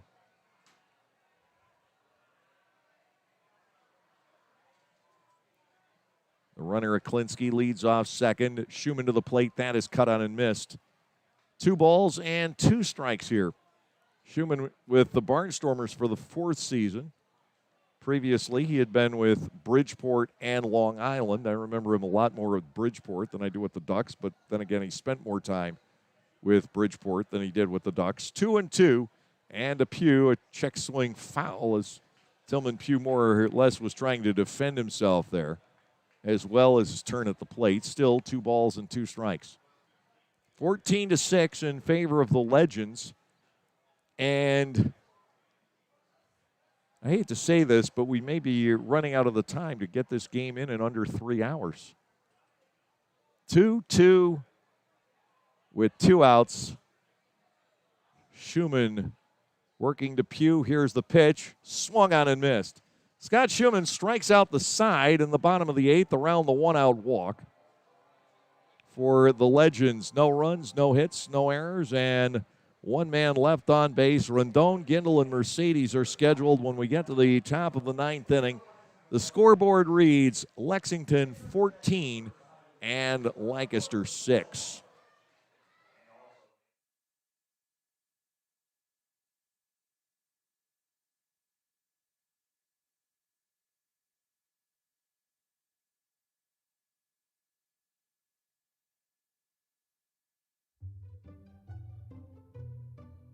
Bummer, the Barnstormers are on the road and you're looking for something to do. Clipper Magazine Stadium still has the answer for family fun. The summer movie series returns, presented by Lidl Supermarkets on selected nights throughout the summer season. Bring the kids out to the ballpark for family-friendly movies. For just $6.50 per person, you get to sit on the outfield grass and enjoy a film on the big screen in left center field. Showtime is 7 p.m. For more information and movie listings, go to LancasterBarnstormers.com and click on the events page. There are those who say, leave well enough alone. If it isn't broken, don't fix it. You don't mess with success. while others have something quite different to say. The Lexus RX, with enhanced dynamic handling and available 12.3-inch touchscreen. It's the best-selling luxury crossover of all time. Reinvented. See Bobby Rahal Lexus in Mechanicsburg or Lancaster County.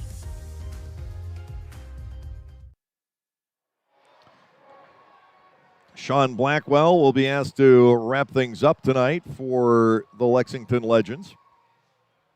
Clea Luis Rondon is on to lead things off in the ninth inning. Rendon tonight is 2 for 3, and he has scored twice. Again, the move to switch hitting has benefited Rendon quite a bit.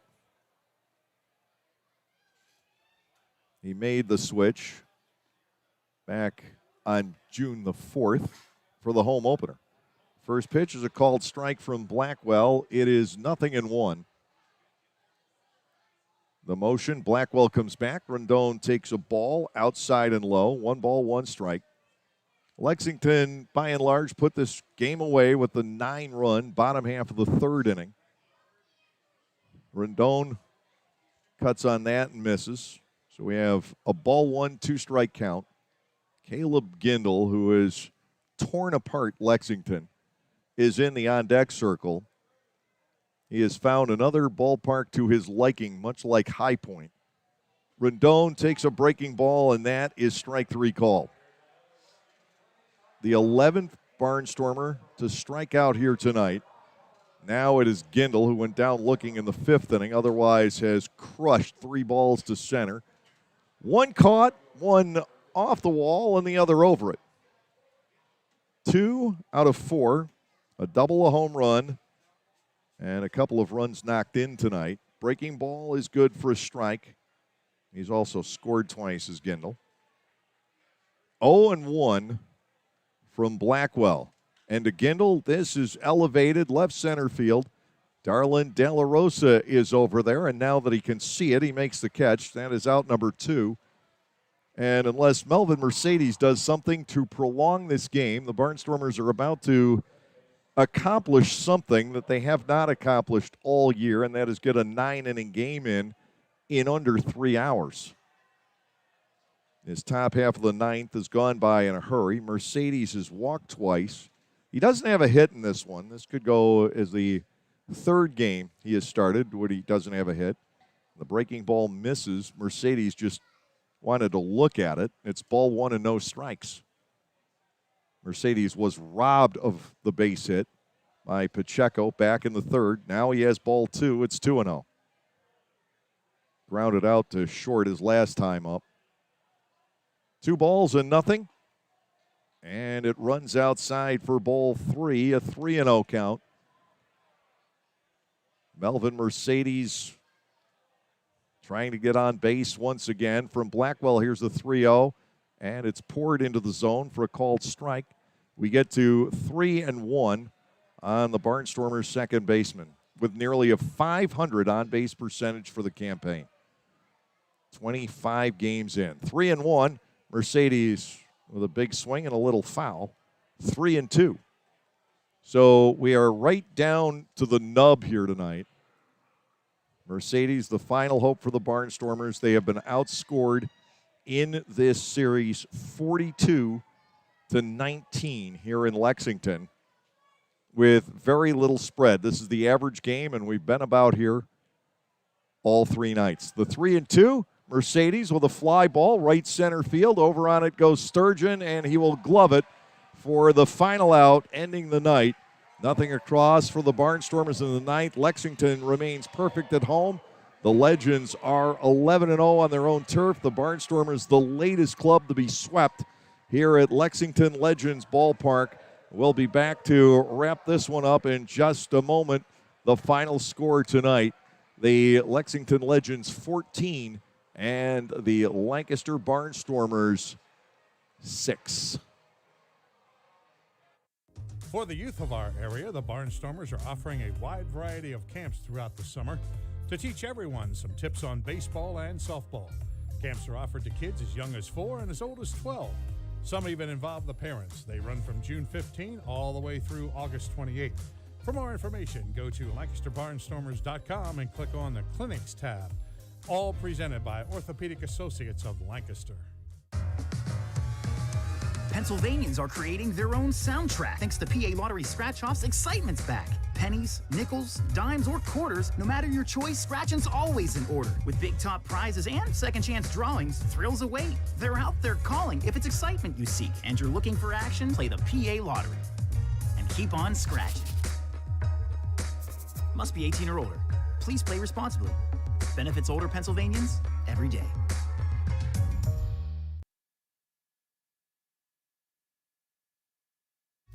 "72 years and 4 generations and still going strong. We are Gochenauer Appliances in East Petersburg, and we want to be your appliance store now and into the future. We sell all the best brand names of appliances at the very best prices. We also deliver, install, and service what we sell. Shop local and with your 4-generation hometown appliance store. Come to Gochenauer Appliances and see what a great appliance purchase experience is all about. You can even shop from home now at Gochenauers.com. Thanks for your support. When everyone has a different craving, Wegmans Meals to Go has it all. All right now, all in one delivery. Pizza with the kids' favorite toppings. A delicious sub made the way you love. Fresh sushi for the whole group, and so much more. It's how busy people get busy eating the meals they love. Order on the Meals to Go app or at mealstogo.com to make everyone happy. Wegmans Meals to Go. All your favorite meals, all in one delivery.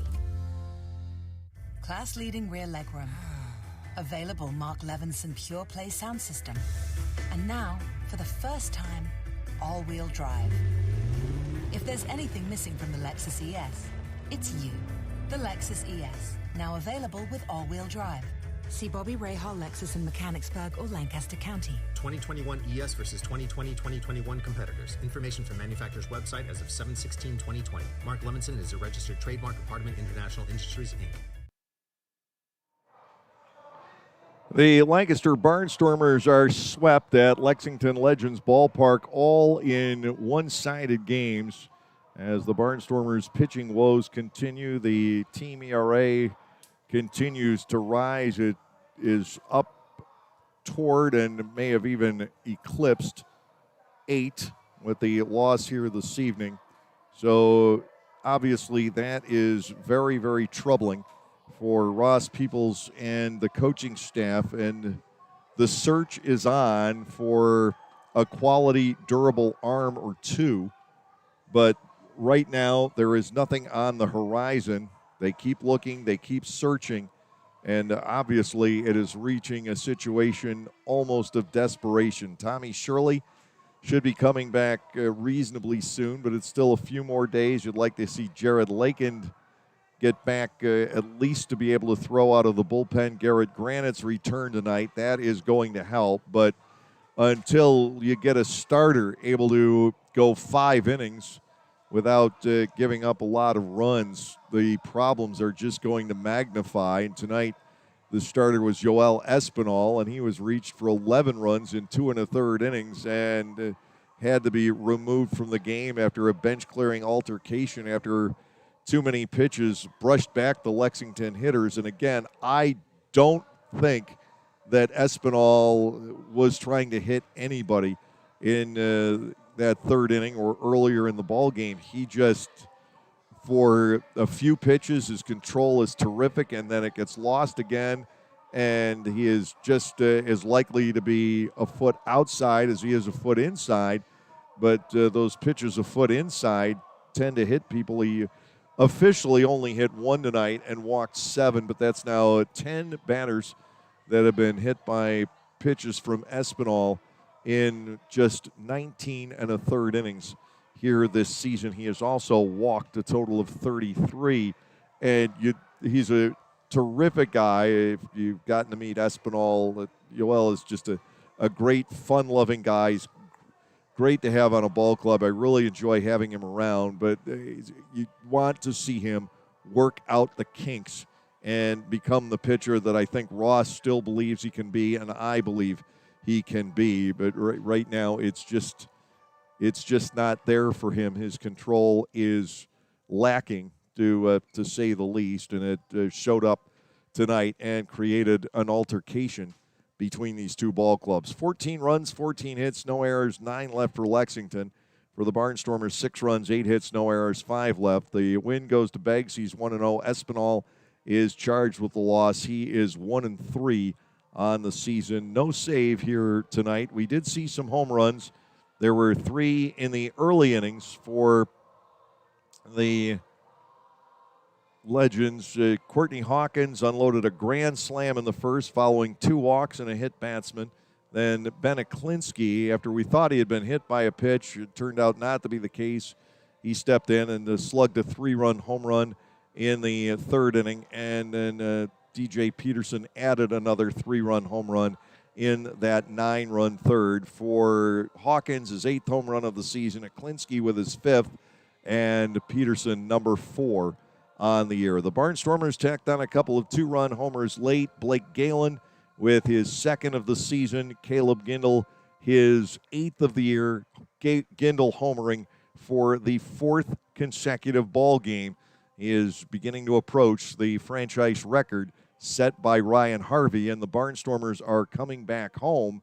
So Gindel has that within his sights. You know, he shares the hitting streak record with Matt LeCroy. He may get to the home run streak record.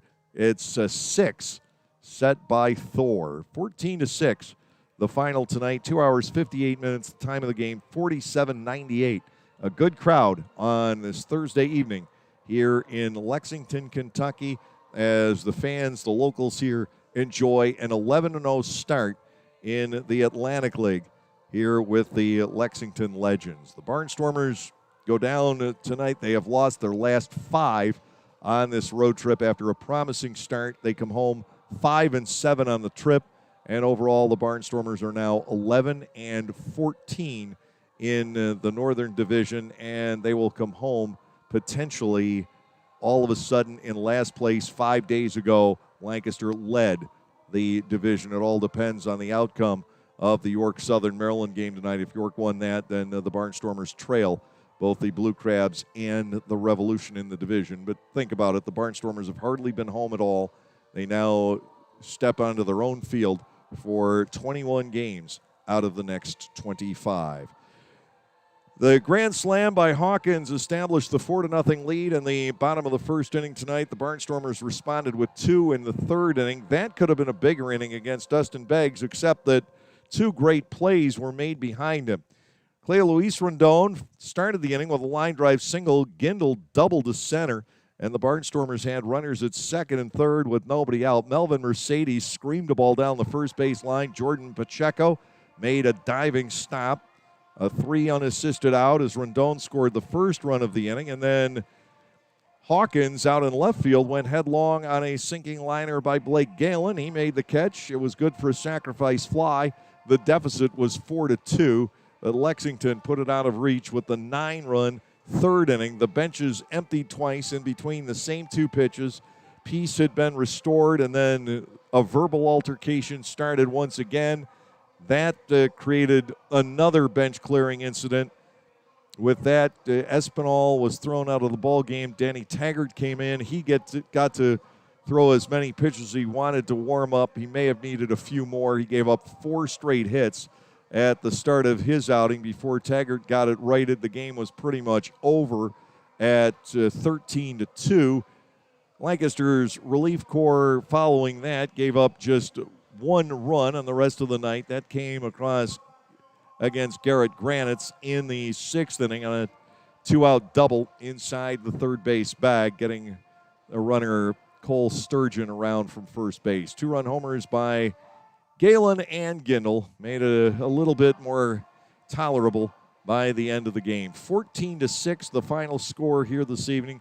The Barnstormers have given up double digits for the last 4 games. It's really getting hard on Ross and this pitching staff. But the good news, the ball club is headed back home to take on the West Virginia Power, the first ever meetings between those 2 ball clubs.